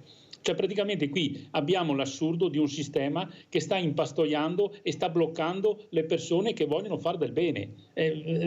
Se andiamo a leggere il parallelo, col 110 dovrei aver dato una spinta all'economia e all'edilizia e in realtà la sto paralizzando o comunque la sto complicando. Con il PRR dovrei aver dato la possibilità a queste associazioni di avere fondi e di poter concretamente prendere un'auto e andare a casa e fare assistenza a una persona o fargli fare tutta l'attività che merita, i corsi, come abbiamo visto in maniera esemplare nei filmati che abbiamo visto prima. Mutatis mutandis, sembra proprio che anziché migliorare andiamo quasi a complicare situazioni che gestite con un po' più di buon senso potrebbero solo e esclusivamente far del bene. È vero che, come ha detto Tolstoi, i guerrieri più forti sono il tempo e la pazienza, ma nel tempo e nella pazienza sono infiniti, quindi bisogna che lo Stato dia la possibilità a chi vuol far del bene di farlo effettivamente e non di farli scappare. Anche perché il tempo e pazienza, è vero, giustamente, Avvocato, però visto che stiamo parlando di diversamente giovani, ecco, che avrebbero bisogno veramente di avere un supporto giovanile che non c'è, perché tutte le associazioni di volontariato lamentano questa scarsità di giovani in questo mondo prezioso e valoroso e non ne andiamo fuori. Ecco, l'obiettivo è di far diventare il mondo del volontariato una grande multinazionale con re che comanda e magari anche una regina, ma sempre re, e questo secondo me è l'obiettivo che è da mesi che lo dico. Cosa ne pensa, Presidente Carlini? Allora, riguardo al volontariato, le dico che noi avevamo un'associazione che ci dava una grande mano, un'associazione di giovani che ci dava una mano a preparare la nostra festa di primavera, cosiddetta festa della fragola, conosciuta da tutti qua a Treviso. Purtroppo questa associazione di giovani si è sciolta, come succede in molte altre, e perciò non abbiamo più potuto fare questa manifestazione, ecco, per dirle praticamente come poi funzionano le ricadute sulle cose. E poi si demoralizzano anche queste figure giovani che sono motivate all'inizio, ma dopo per un assieme di step nel percorso, ecco, si esauriscono e si dividono. Guardate che è pericolosissima questa situazione che sta descrivendo molto bene Carlini. Ecco, abbiamo cercato veramente di intrigarli, c'eravamo riusciti, però poi qualcosa è successo e soprattutto questi tanti campanili che abbiamo nel nostro territorio, anche nel mondo del volontariato. Questo non fa bene perché colpiamo proprio diversamente agili che dovrebbero essere più supportati. Allora andiamo alla Fenice, perché mi ricollego il discorso che ha detto Carlini, stiamo cercando di farli diventare autonomi e adesso vi spiego il perché. Andiamo a vedere, siamo alla Fenice. Ora Mirella, da adesso sei una della Fenice. Wow, numero 1. Aspetta, rifammi numero 1. Che forte. Hai capito? Number 1. Sfida che ho number 1. Posso?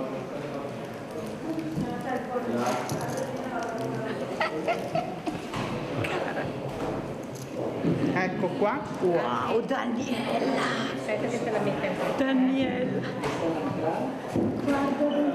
Posso? Che emozione. Guarda che...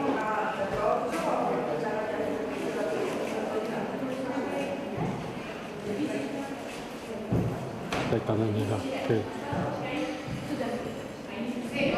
Eccola. Grazie.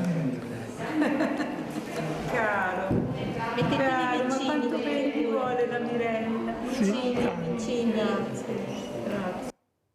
Allora Presidente Carlini, mi commuovo ancora a vedere queste immagini, ringrazio sempre tanto il dottor Andrea Eri, direttore generale della Fenice, che ha capito l'importanza di questi gesti a questa coppia di fidanzatini che, come sta spiegando lei, per quello l'ho fatto vedere, ecco, il progetto è quello di farli diventare autonomi, di formare famiglia, perché veramente a tutti gli effetti loro ci sono delle bravissime persone, ma veramente che hanno desiderio di stare assieme. Pensate che hanno fatto tutto il viaggio che abbiamo fatto da Quarto d'Altino a Venezia, andato e ritorno, sempre per mano, sempre vicini, uno guardava l'altro. Guardi Presidente, devo veramente ringraziarvi per quello che riuscite a fare e quello che cercate di fare per un loro futuro. Veramente sono commossa, perché veramente ce la state mettendo tutta, ce la stiamo mettendo tutta per far capire che queste persone hanno un nome, un cognome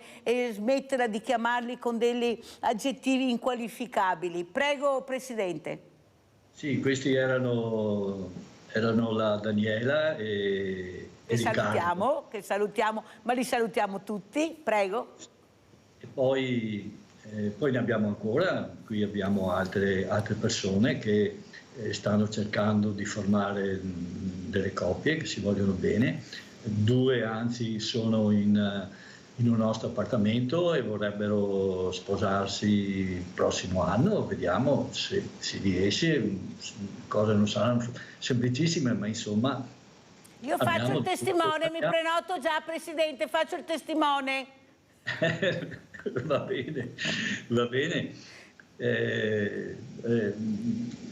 Diciamo che le cose non saranno semplicissime, però stanno andando avanti, insomma, stiamo andando avanti su quella strada, anche su molte altre strade, soprattutto su quella del lavoro, perché loro si sentono lavoratori e noi diamo supporto a quello perché si sentono realizzati. Abbiamo Giusy, ciao Giusy. Mirella, e buongiorno ai tuoi ospiti. Allora Mirella, tempo fa una mia amica è andato un incaricato della corrente elettrica, ha suonato dicendo che dovevano cambiare i contatori, che doveva lui fare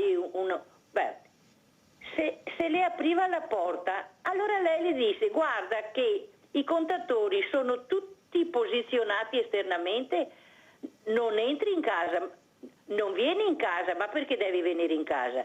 Allora lui le chiese la chiavetta per aprire e lei ha detto: guarda che quando vengono qua gli altri la chiavetta l'hanno in tasca, ma perché devono averla loro la chiavetta. Io ce n'ho una, ma non te la do, ha detto. E allora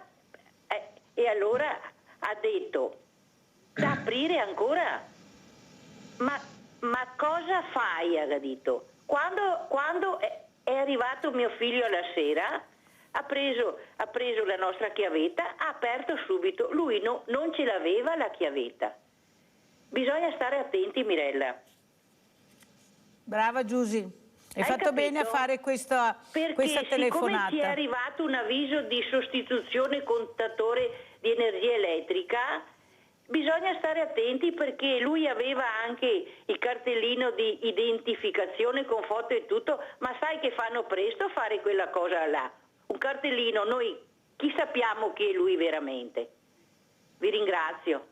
Grazie Giusy, l'appello è quello di non aprire assolutamente la porta a persone sconosciute, non fidatevi di niente, chiamate il 112 o il 113, chiamate questi numeri prima di aprire la porta e vedrete che tanti se ne andranno, perché sono veramente delle truffe organizzate. Allora, avvocato, ha visto che bella realtà che abbiamo visto, questo direttore generale che non finirò mai di ringraziare, che ha capito l'importanza di far entrare nella bellezza, nell'arte, le meraviglie che sono queste persone. Ecco, anche qua il ritorno al terzo settore e il ritorno ai fondi del PNRR non ci siamo proprio, non ci siamo, perché la difficoltà è tanta. Anche il Presidente Carlini ha fatto capire quanti impegni ci sono, poi qualche volta arriva la Mirella a fargli staccare la spina, ne ho portato via 200, non uno, ecco, cercando di fare questa gita inclusiva nella bellezza, nell'arte. Abbiamo preso anche il Leone d'Oro dall'amministrazione di Venezia, che ringrazio sempre, in particolare l'assessore Boraso, ma per far capire che loro amano la bellezza. Vi ho fatto vedere con quanto silenzio, ma con quanta attenzione hanno veramente ammirato e hanno capito l'importanza di essere in determinati posti all'interno di questo teatro bellissimo, uno dei più bei teatri d'Europa. Prego, avvocato. È vero Mirella, siamo noi che impariamo da loro, è il loro esempio quello che ci può rendere migliori. Gli inglesi, persone di questo tipo, le definiscono larger than life, che vuol dire persone fuori dal comune. Sono fuori dal comune perché sono in grado di insegnarci ancora quella che è la bellezza della vita e quello che deve essere fatto. In quanto ai fondi del PNR, l'unico suggerimento che mi permetto di dare è quello di ritrovare un'unione vera. Tu hai ben citato prima la questione del campanilismo, vecchia piaga del vivere italico, perché in realtà se ci fosse una vera unione anche tra le associazioni, secondo me la politica non può ignorare un fenomeno di questo tipo, anche perché le associazioni vanno a colmare le lacune della politica, perché se non c'è una piena assistenza è perché è uno Stato che non è in grado di darla, non può, non vuole, ha mille altri problemi, potremmo discutere all'infinito, ma proprio perché ci sono i privati che sono gli unici in grado di poter colmare le lacune statali, dai a queste associazioni, dai a queste persone la possibilità di poterlo fare, non arroccarti al solito nel tuo mondo barocco di regole, di burocrazia, perché i fondi ci sono ed è giusto che vadano spesi, vengono spesi anche per ragioni meno nobili. Questa che è una ragione nobilissima non può non aver il suo ristoro economico. Eppure la realtà è tutt'altro che rosea, sfortunatamente per noi, però noi ci siamo, ci saremo, lotteremo, ecco, con le unghie e con i denti per avere giustizia di quello che viene fatto per un bene della comunità. Non è un bene nostro personale, ma è un bene della comunità. Presidente Carlini, come ci saluta? Io spero di vederla proprio il 13 e il 18 a Villa Margherita in rappresentanza, per far capire l'importanza di fare squadra, quello che ha detto l'avvocato, non per avere la visibilità. Sa quanto ci tengo, dobbiamo fare squadra, Presidente, è inutile che continuiamo a essere divisi e fare le cose se poi non solo gli addetti ai lavori ma anche i cittadini non conoscono. Prego. Lei sa che noi abbiamo una rete, no? Abbiamo fatto squadra, siamo una rete di 10 cooperative che lavoriamo in rete anche sul PNRR. Nonostante questo, si parlava prima di burocrazia, il PNRR, le assicuro, è molto burocratico, perché loro finanziano, diciamo, a rimborso, e quindi vogliono conoscere tutto quello che si fa. Però c'è un piccolo particolare, che quello che si fa e che si deve dimostrare ha un costo amministrativo che non è che non è supportato dal PNRR, tanto per dire. Infatti lei sta spiegando, la interrompo un attimo, perché una cosa è il PNR, che sono i progetti, una cosa invece è il PNRR, che sono invece i soldini che dovrebbero arrivare. Dobbiamo anche capire che sono due cose. Prima presentati e poi vedremo. Sì, ma presentarsi costa un caos di soldi, dico così perché mi veniva un'altra parola, per fortuna che mi ero fermata. Ecco, Presidente, come ci saluta e cosa ci dice? Beh, noi siamo, diciamo, fiduciosi, siamo molto fiduciosi per il futuro, perché vediamo che sta cambiando, almeno noi e i nostri colleghi, le nostre cooperative, stanno cambiando, direi, in meglio rispetto, perché si impara sempre dal passato e quindi cerchiamo di andare verso questo futuro che pensiamo migliore. Là abbiamo ancora grossi problemi, perché non è che abbiamo problemi, per esempio, nel trovare il personale, che il personale non c'è, il personale, lei sa, personale sanitario, personale operatori si trovano poco e quindi siamo sempre carenti da quel punto di vista. Ci sono poi le risorse che sono sempre ai limiti, ma proprio ai limiti che bisogna stare attentissimi a tutto. Quindi, nonostante quello, siamo fiduciosi. Bravo Presidente, grazie di questa fiducia e di questo ottimismo, almeno uno che sia ottimista. Grazie veramente a Antonio Carlini, Presidente Solidarietà Cooperativa Sociale a Treviso, che veramente dobbiamo dire grazie, perché per me è un fiore all'occhiello, sono stati i primi veramente a capire l'importanza della solidarietà, questa parola magica ma purtroppo troppo abusata, che non riusciamo più a capire, ecco, cosa c'è dietro questa la parola e chi c'è. Grazie.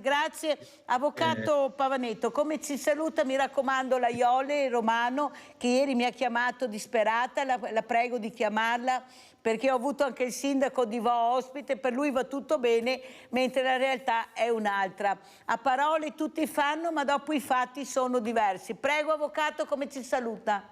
È proprio questo, leggevo l'altro giorno un fondo sul Corriere della Sera che mi ha colpito, perché faceva questa distinzione, diceva che non è la verità essere importante, ma è la narrazione dei fatti che vengono poi riportati. Quindi noi dobbiamo invece, e sono contento di far squadra con te Mirella, ne sono orgoglioso, dobbiamo sempre attenerci alla verità delle cose e andare fino in fondo per ottenere il ripristino di quelli che sono i diritti che sono stati violati. Per questo noi ci batteremo sempre per la verità e lasciamo che siano gli altri a narrarla in maniera non conforme.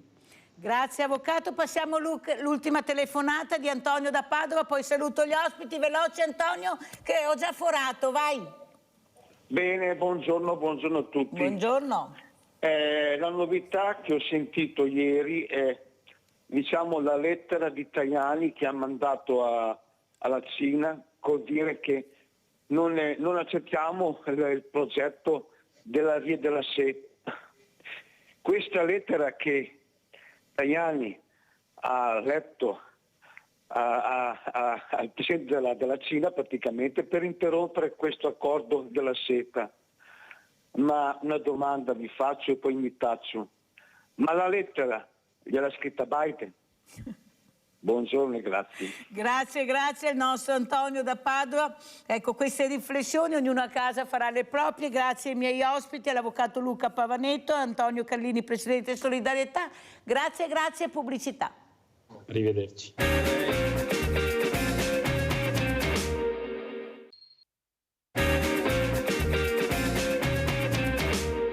Subito altri due graditissimi ospiti. Guardate cosa ha portato, Dio ti salvi Perin.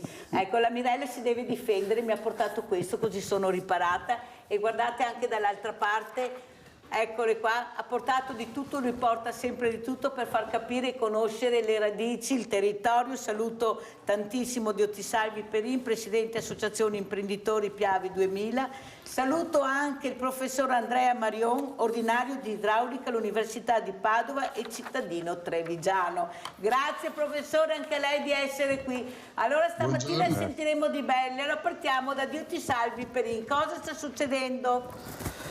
Ma tante cose importanti che non si sviluppano, non so che, quindi abbiamo il discorso storico, abbiamo il discorso imprenditoriale, ambientale e quant'altro, quindi sul fiume Piave ne abbiamo di buone, però fra qualche giorno, ecco, concedetemi se c'è possibilità giorni più avanti di avere un documento importante per quanto riguarda l'asta del Piave, quindi per proteggere tutto il nostro territorio da eventuali piene, eccetera. C'è la Regione Veneto e grazie al dottor Zaia e a tutti i suoi funzionari che si danno da fare. Dopo quel documento che sono venuto qui a parlare e che abbiamo pubblicato nel giornale Il Piave, si è attivato un sacco di autorità, quindi dall'ingegnere artico eccetera, che ci daranno veramente una risposta per quanto riguarda questi problemi, perché da Susegana, da Nervesa della Battaglia al mare, tutti noi se viene una piena come il 66 andremo sotto acqua. Questa è la situazione che potremo trovarci proprio adesso che c'è la neve più la pioggia che scioglie la neve fa la differenza e quindi potremo avere i 5.500 metri cubi al secondo, disastroso per il nostro territorio. Quindi ecco, questa è la situazione del Piave. Per quanto riguarda invece un appello che voglio fare, lo posso fare adesso? O... No, meglio adesso. Ecco, allora lanciamo che così vediamo se qualcuno magari ci può telefonare e darci anche una risposta, perché non sono cose eclatanti, eclatanti sotto il nostro punto di vista, ma però se vogliono risolvere è una cosa che si risolve in 2-2-4 volendo, insomma, ecco, quindi perché la burocrazia... Chi dovrebbe risolverla? Ecco, allora, prima di tutto voglio dire, perché mi sono scritto, perché sono un po' emozionato, un ringraziamento di cuore a Mirella, che fa accomunare tanti di noi a conoscere la nostra millenaria storia veneta e non solo.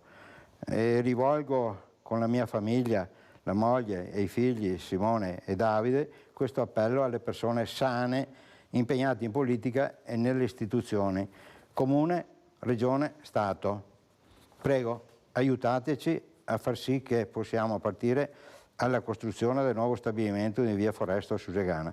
Abbiamo acquistato il terreno dalla Fondazione per l'insegnamento enologico e agrario al Ciarletti, presidente Floriano Zambon, nel 2018, con la garanzia del Comune di Susegana di poter realizzare siti produttivi nell'area di 93.000 metri quadrati. Ecco, non faccio dire per darmi importanza, ma questo è l'impegno che abbiamo. Area commerciale e industriale. Abbiamo centinaia e centinaia di commesse da evadere nel mondo, pertanto da tempo le strutture prefabbricate sono pronte, aiutateci, anche perché oltre un centinaio di tecnici e operai attendono di rientrare a produrre prestigiosi gruppi Perin Generators da installare in ospedali, strutture pubbliche, private del mondo. Sì, sappia che questo acquisto di terreno nel 1° agosto 2018, non ieri, non è per giocare il pallone, ma insediamenti produttivi, fonte di alte tecnologie per la produzione di energia elettrica, trigenerazione, calore, vapore, freddo. Poi uno spazio museale e cantina in biodinamico e in primis grande spazio di oltre 10 ettari per il verde, eccetera, al Comune di Susegana, perché per poter costruire un insediamento devi dare X per fare qualcos'altro che vuole fare il Comune. Ecco, questo è il mio appello, insomma, qua sono documenti e io prego le forze sane, qualcuno che si muova per dire qualcosa, non... Forze sane politiche naturalmente, perché noi cittadini non è che abbiamo tanta voce in capitolo. Professor Marion, dopo aver sentito questo appello di questo presidente di questa importante associazione imprenditori del Piave, la mia domanda, prima di parlare di quello che si occupa, è perché i nostri imprenditori in Italia, quelli seri, quelli veri, noi ciarlatani, quelli che hanno dato nel territorio, che sono nel mondo col nome Italia, sono presi a calci nel sedere e nel resto del mondo invece mettono il tappeto rosso, cioè c'è qualcosa che non torna. Noi poi vediamo certi ciarlatani, nel vero senso della parola, che ne fanno di tutti i colori e che la politica supporta certa politica. Professore, forse dovremmo riprendere e venire a scuola a studiare questi comportamenti perché ci stanno andando fuori di testa, per questo abbiamo molti problemi mentali. Prego, professor Marion. Ma guardi, tanto grazie dell'invito, mi fa molto piacere essere per la prima volta ospite di questa trasmissione.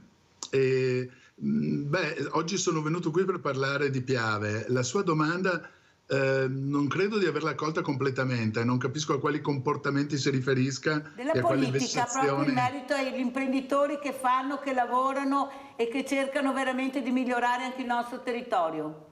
Certo, la realtà veneta ha dimostrato, si è caratterizzata negli anni. Io sono un grande sostenitore della forza e anche dell'identità con la quale il Veneto si pone rispetto al resto dell'Italia, anche in Europa, per la qualità della propria imprenditoria. Dal punto di vista del rapporto dell'imprenditoria con la politica, faccio un po' fatica ad esprimermi, non essendo come dire, un esperto della materia e Ho capito, professor Marion, non voglio assolutamente sollecitarla perché non è questo il mio ruolo, però capisce che anche lei è una persona che vive nel nostro territorio, indipendentemente da quello che si occupa di idraulica università, ma come cittadino penso che anche lei abbia dei dubbi, almeno noi ne abbiamo tanti. E questo ci rammarica molto. Allora, professor Andrea Marion, parliamo di idraulica. Com'è l'idraulica nel nostro territorio, specialmente questo Piave che se non si riesce a capire se è curato, se non è curato, cosa può supportare, queste casse di espansione che col sindaco Tormena non ne vuole sapere, questi sindaci, altri che dicono di no. Lei cosa ci vuole dire, professor Marion? Ma guardi, è un tema estremamente interessante al quale mi sono avvicinato nella doppia veste di esperto di idraulica ma anche di cittadino trevigiano. E la cosa, come dire, è particolarmente importante questa mia doppia veste per il fatto che avrei un po' la presunzione di voler guardare a questa faccenda della difesa del Piave con un certo distacco e con una certa imparzialità tra le parti che sono in questo momento nella contesa.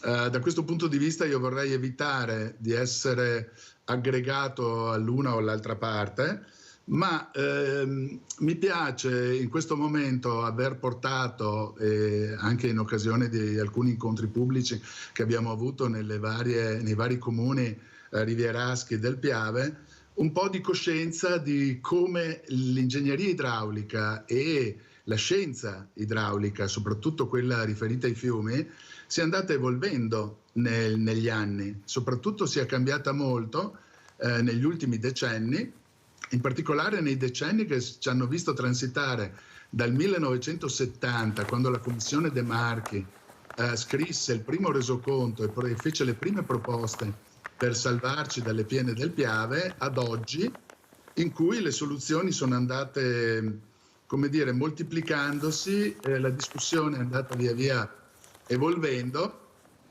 ma anche l'approccio e le conoscenze che abbiamo noi che ci occupiamo di queste faccende sono andate cambiando. Entrando un po' più nel dettaglio, 50 anni fa, quando la Commissione De Marchi finì i propri lavori, la proposta era quella, la proposta fondamentale era quella di costruire un grandissimo invaso a Falzè, una diga, una traversa di proporzioni estremamente importanti, creare un invaso estremamente elevato, ed era una proposta che aveva assolutamente senso dal punto di vista idraulico, ma lo aveva molto meno dal punto di vista degli impatti e delle conseguenze. Ma c'è qualcosa di molto più grave riguardo a quella proposta, ed è il fatto che il tempo ha poi dimostrato, perché gli scienziati e la tecnica sono evoluti, che se si fosse fatta quell'opera si sarebbe potuto andare incontro a dei potenziali disastri paragonabili, adesso non voglio fare l'esempio del Vajont, ma disastri, situazioni estremamente pericolose, soprattutto per il Montello e per il fatto che tutta la zona del Montello è caratterizzata da un carsismo, cioè da una permeabilità e dalla presenza di cavità nel terreno che vengono a essere dinamicamente impattate dalla presenza dell'acqua e di invasi, per le quali una soluzione come quella avrebbe potuto generare un pericolo estremamente elevato, di cui la coscienza è arrivata solo molto dopo. In particolare, una decina di anni fa ci fu un bel convegno organizzato a Sernaglia dall'allora sindaca Fregolente, nel quale questo problema del carsismo venne alla ribalta in un modo forte e con molti colleghi che in qualche modo approfondirono l'argomento. Ora, questo è l'esempio di come la tecnica sia in evoluzione, soprattutto su materie come quella di cui ci occupiamo noi, e come le decisioni che devono essere prese siano rese complicate dal fatto che ci sono potenziali pericoli ancora non conosciuti, potenzialmente non conosciuti. Se si fosse fatto quell'invaso lì, si è deciso poi, si è scoperto dopo qualche decennio, che si sarebbe potuto generare una serie di frane. Vediamo la cartina qui, professor Marion, che mi sembra, ecco, quella qua, prego. Ecco, questa è una mappa, guardate, di come il Piave si presentava nel 66 in occasione della piena. Stiamo guardando il Piave da Segusino, praticamente, passa di fronte a Valdobbiadene, arriva a Ciano, dove c'è questa forma un po' tipo, no, questo allargamento, vedete, in cui si appoggia il Montello e lo in qualche modo lo percorre muoviamoci verso destra. Si arriva, ecco, qui siamo sulla zona delle Grave di Ciano, oggetto adesso di un potenziale intervento molto impattante. Si arriva a Falzè, che è una sorta di strettoia dove per molto tempo e ancora oggi qualcuno vorrebbe costruire una traversa. Il Piave continua, arriva a Nervesa e da Nervesa entra finalmente nella pianura, nell'alta pianura, che molti di voi conosceranno, passa per Spresiano, Maserada, le Grave di Papadopoli, arriva fino a Ponte di Piave. Ora, questa zona, compresa tra Nervesa e Ponte di Piave, è la zona cardine di tutta la discussione che si è avuta in questi 50 anni sulla difesa del Piave. Perché?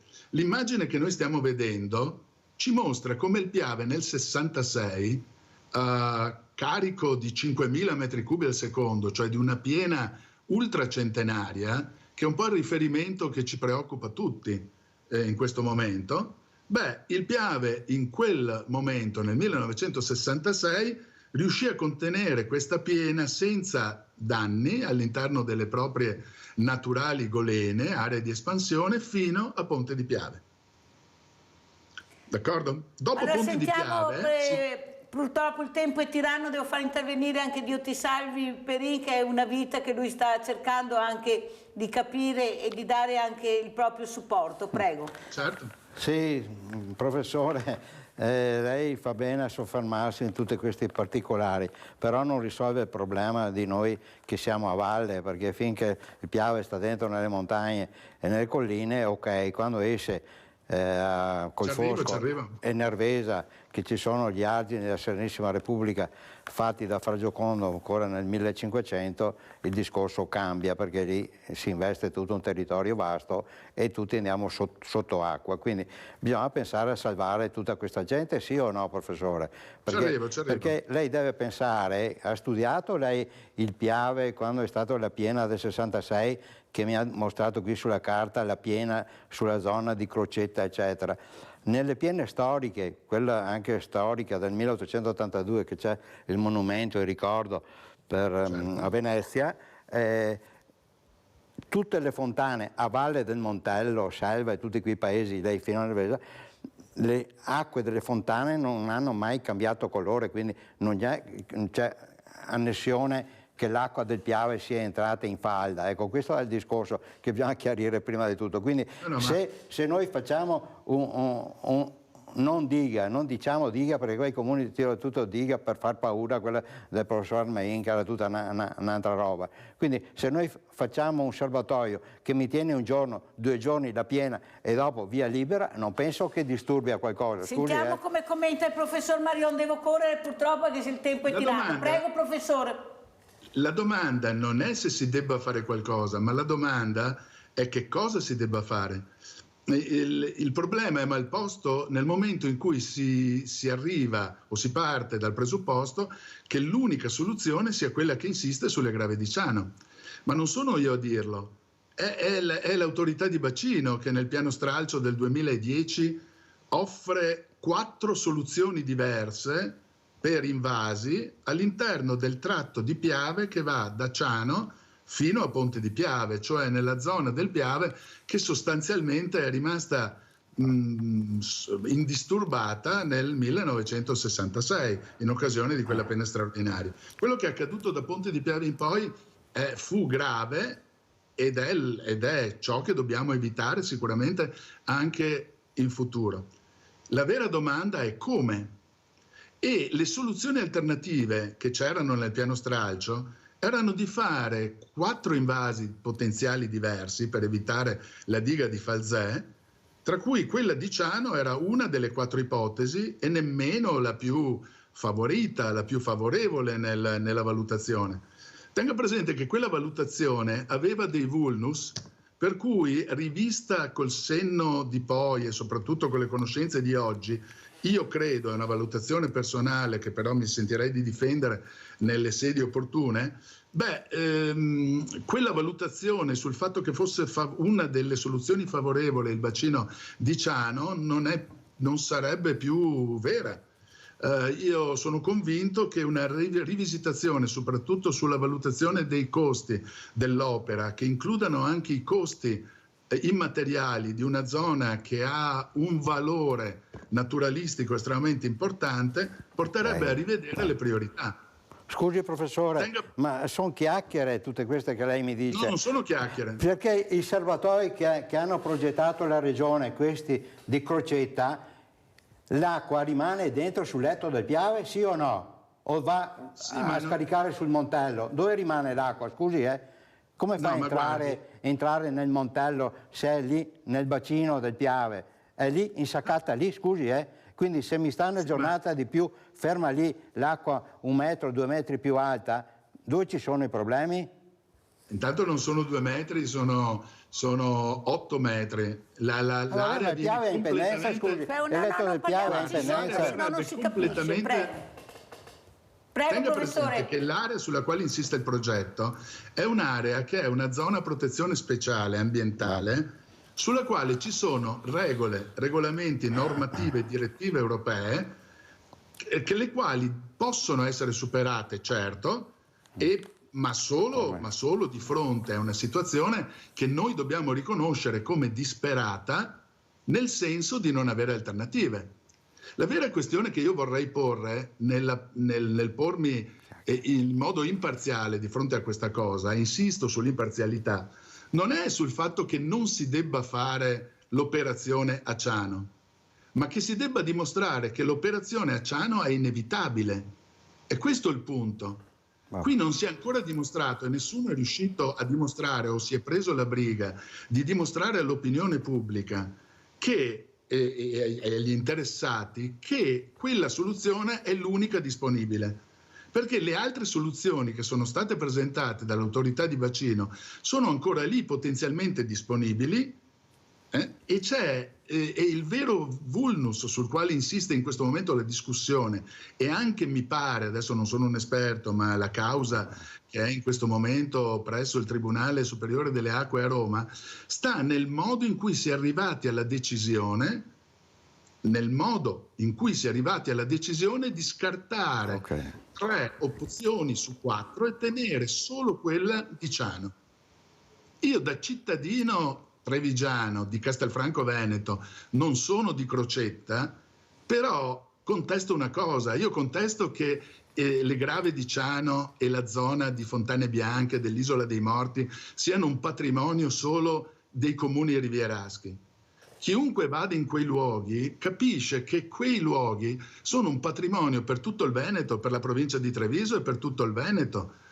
Occorre prendere atto che lì ci sono dei valori straordinari e che viviamo in una società nella quale la domanda di ciò che vogliamo lasciare alle prossime generazioni, ciò che vogliamo e ci vogliamo permettere di alterare o di lasciare alle prossime generazioni, è estremamente moderna e i nostri figli continuano a porcela. Tutta la questione del dialogo intergenerazionale che affrontiamo continuamente si basa proprio su come noi si voglia usare il territorio e quanto se ne voglia trasformare rispetto al fatto di poterne lasciare ai nostri figli soprattutto le parti più belle. Sentiamo Dio ti salvi Perin come commenta. Ma mi viene da ridere a sentire queste parole qui, perché dovremmo sentire a parlare chi è toccato qualcosa. Il professore è di Castelfranco, quindi a lui è interessato a che fiume? Al Piave, al Brenta, all'Adige, cos'è interessato? Qui stiamo parlando di Piave, quindi dovete interpellare la gente che vive lungo il Piave, l'asta del Piave, quindi il punto pericoloso è da Nervesa col Fosco al mare. Questa è la situazione successa nel 66, quindi se andiamo in cerca delle storie dell'Orso, capite che non ne veniamo più fuori. Fermo Perin, sentiamo il professore perché è giusto il dibattito, però ognuno parla. Guardi, prego. L'immagine che c'è alle mie spalle, dimostra che non è da Nervesa il problema. Il problema nel 66 si è avuto da Ponte di Piave in poi, dove è successo il disastro che andrebbe evitato anche ora. Tenga anche presente che c'è un altro tema fondamentale, questo io lo voglio sollevare proprio perché è importante per l'opinione pubblica saperla, questa cosa. Allora, quando ci preoccupiamo che avvenga una piena tipo quella del 66, noi abbiamo 2 temi che vengono colpevolmente messi assieme ma che vanno tenuti distinti e sono da una parte il pericolo per la vita umana, da quell'altro il pericolo per i beni materiali e per le cose. Allora i 2 problemi vanno necessariamente disgiunti per avere una discussione onesta sul tema. Allora, il problema delle vite umane si pone anche in presenza delle opere progettate in questo momento. La lezione che ci viene dall'Emilia-Romagna in particolare ci mostra come le capacità del territorio di assorbire le piene attraverso invasi naturali o artificiali viene completamente eliminata, viene compromessa, per esempio, da fenomeni come quelli che sono avvenuti in Emilia-Romagna di piene che si susseguono velocemente, che avvengono velocemente a distanza di pochi giorni l'una dall'altra. È il problema della bimodalità o del fatto che si verifichino vicino nel tempo 2 piene importanti. Questo è l'elemento fondamentale che ha messo in ginocchio l'Emilia-Romagna. E non è impensabile che possa avvenire un fenomeno simile anche sul Piave. Ora, il grande vantaggio che hanno i grandi fiumi come il Piave, in questo momento, è che una piena come quella del 66 non ci può più sorprendere come è successo 50 anni fa.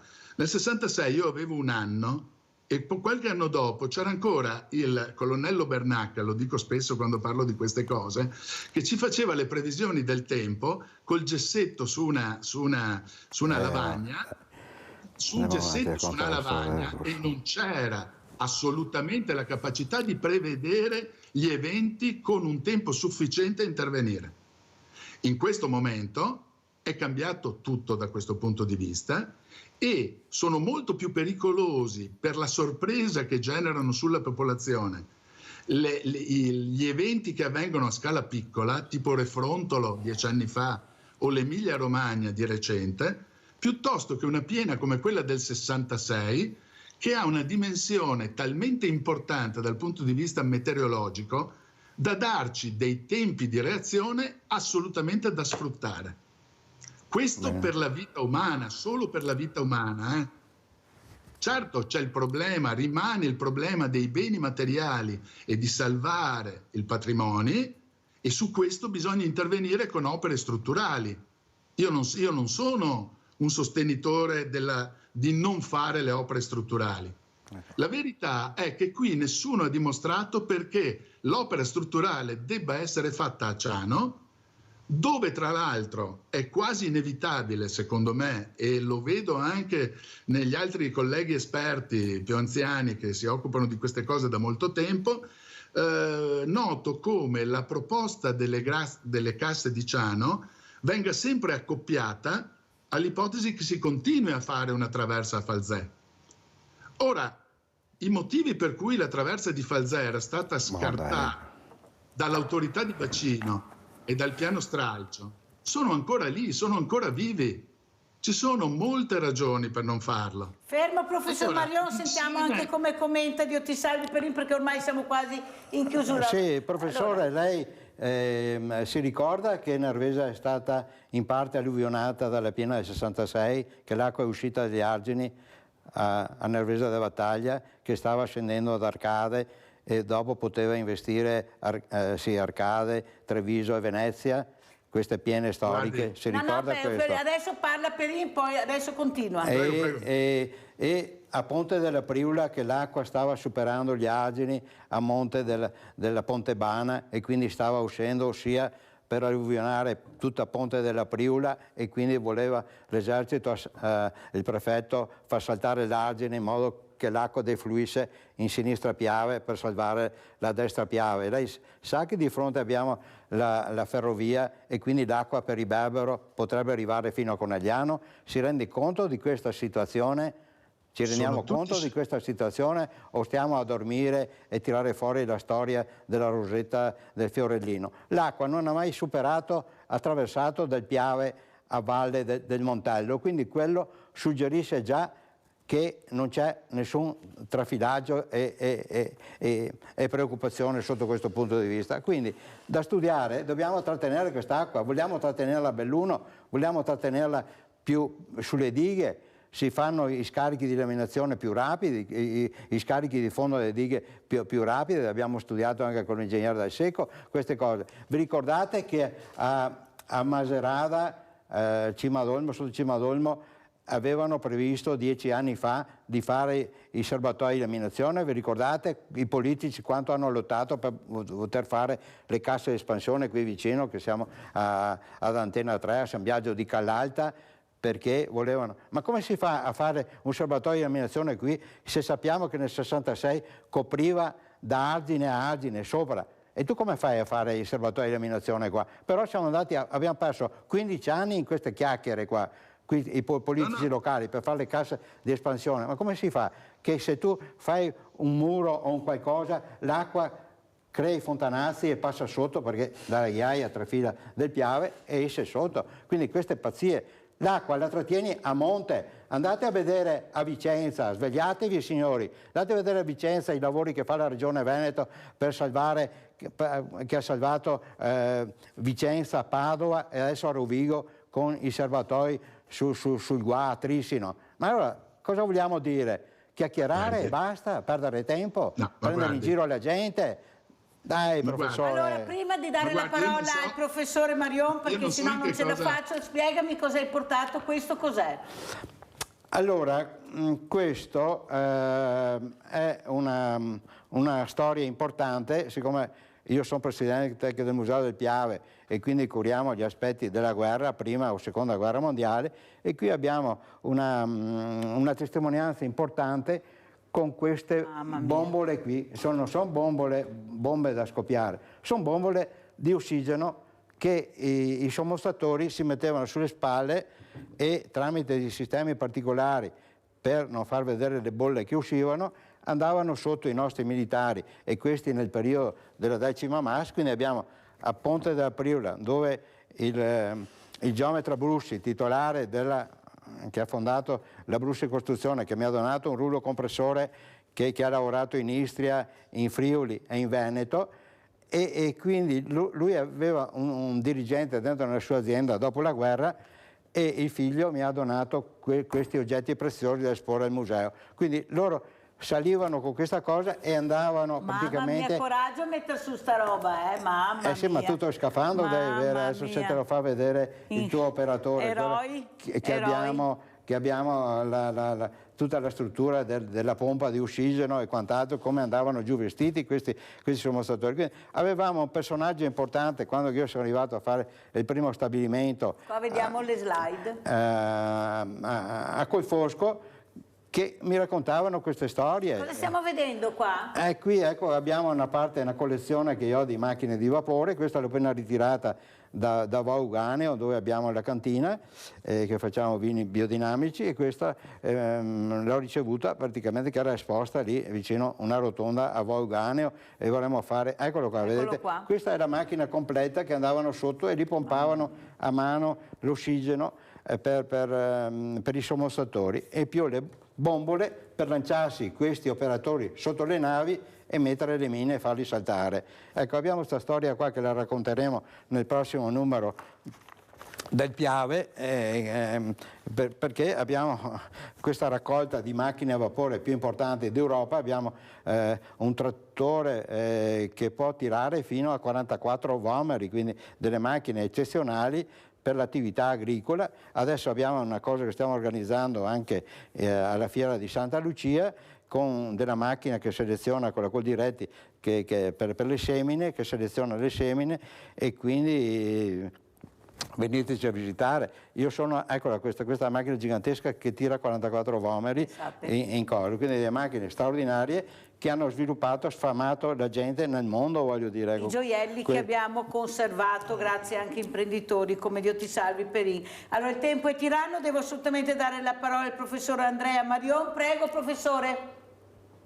Ma guardi, io ho sentito il signor Perin parlare di opere idrauliche, di questioni idrauliche, in un modo che mi è apparso, almeno per quello che è il mio ambito di competenza, confuso, un po' come se ne parla nei bar tra persone non esperte della materia. Certo, non sono esperto, non sono ingegnere, non sono ingegnere. Prego. 2 più 2 fa 4, sai, ingegnere. Sì, probabilmente è solo una difficoltà nel tradurre in un linguaggio tecnico corretto le cose, le sensazioni che un cittadino può avere essendo sul posto. Ora, io non accetto però il fatto che vivendo a Castelfranco Veneto io non possa avere un'attenzione e un amore per il territorio a pochi chilometri lontano da me, pari al suo. E le dico anche il motivo per cui questo è vero. Perché le risorse naturali, i grandi, come dire, gli elementi del paesaggio incontaminato, le zone naturalistiche ancora rimaste, non sono molte e stanno acquisendo un valore sempre maggiore per noi, per i nostri figli. Sa perché? Perché cominciano a diventare rare nello stesso modo in cui sono rare le opere d'arte, in cui sono rare le opere dell'architettura che abbiamo intorno a noi. Noi dobbiamo cominciare a pensare che una zona bella dal punto di vista naturalistico e anche, come dire, con dei valori naturalistici che vengono riconosciuti poi dai criteri internazionalmente riconosciuti e dall'Europa stessa, non può essere considerata, perché è demanio, una cosa che non vale nulla.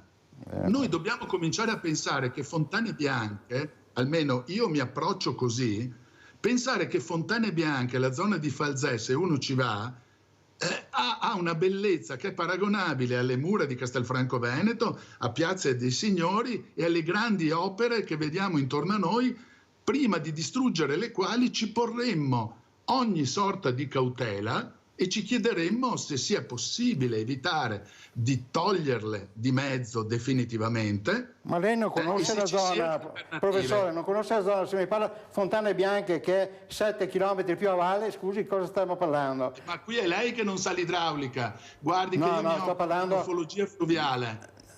Mi lasci dire, perché allora, questo visto è un che tema abbiamo il sfugge. piano A che viene sposato da Dio ti salvi Perin e il piano B che viene sposato invece dal professor Andrea Marion, andiamo a vedere invece, perché sono proprio in chiusura, questo libro. Va bene, ma questo è il tema proprio della discussione. Perin. Un attimo solo, professore, perché sennò non ce la faccio, devo farvi vedere anche le foto. Andiamo a vedere queste slide. Eccole qua che arrivano. Libro Piene del Piave Perin. Slide. Vediamo se parte.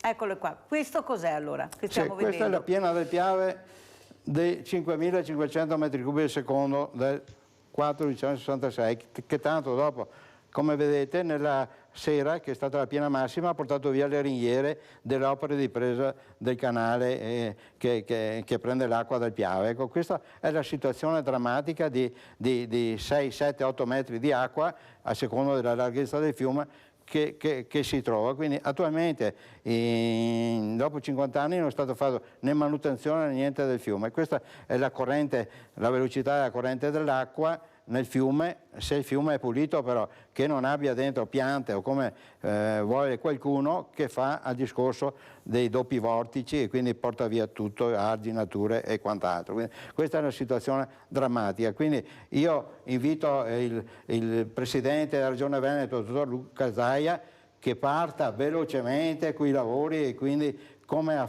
sta facendo nella zona per salvare Padova, Vicenza e Padova e Rovigo. Questa è l'unica situazione che si può venire fuori. Non c'è altre, le chiacchiere dei fiori, i fiorellini, un'amministrazione così. Vengano tutte queste amministrazioni all'incontro, professore, e firmino un documento che se saranno alluvionati pagano i danni, pagano i morti. Mi dispiace, ma devo assolutamente chiudere.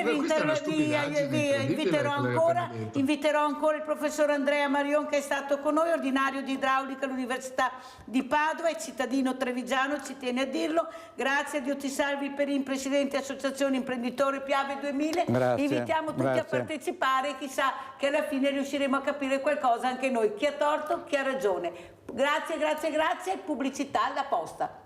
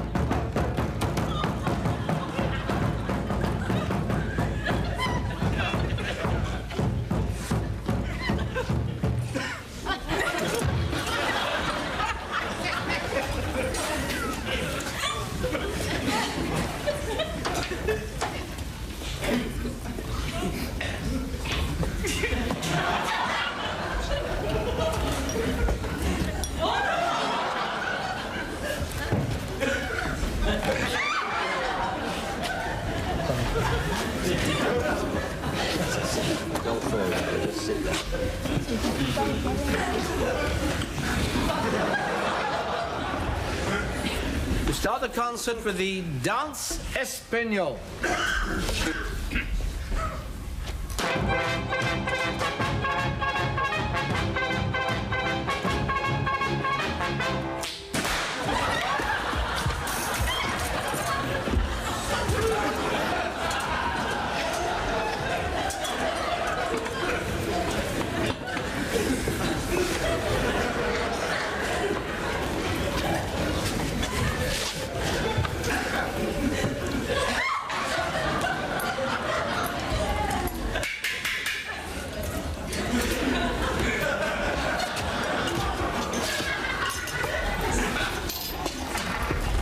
Second number, Slavonic Rhapsody, number 1 in C minor, by Carl Friedman.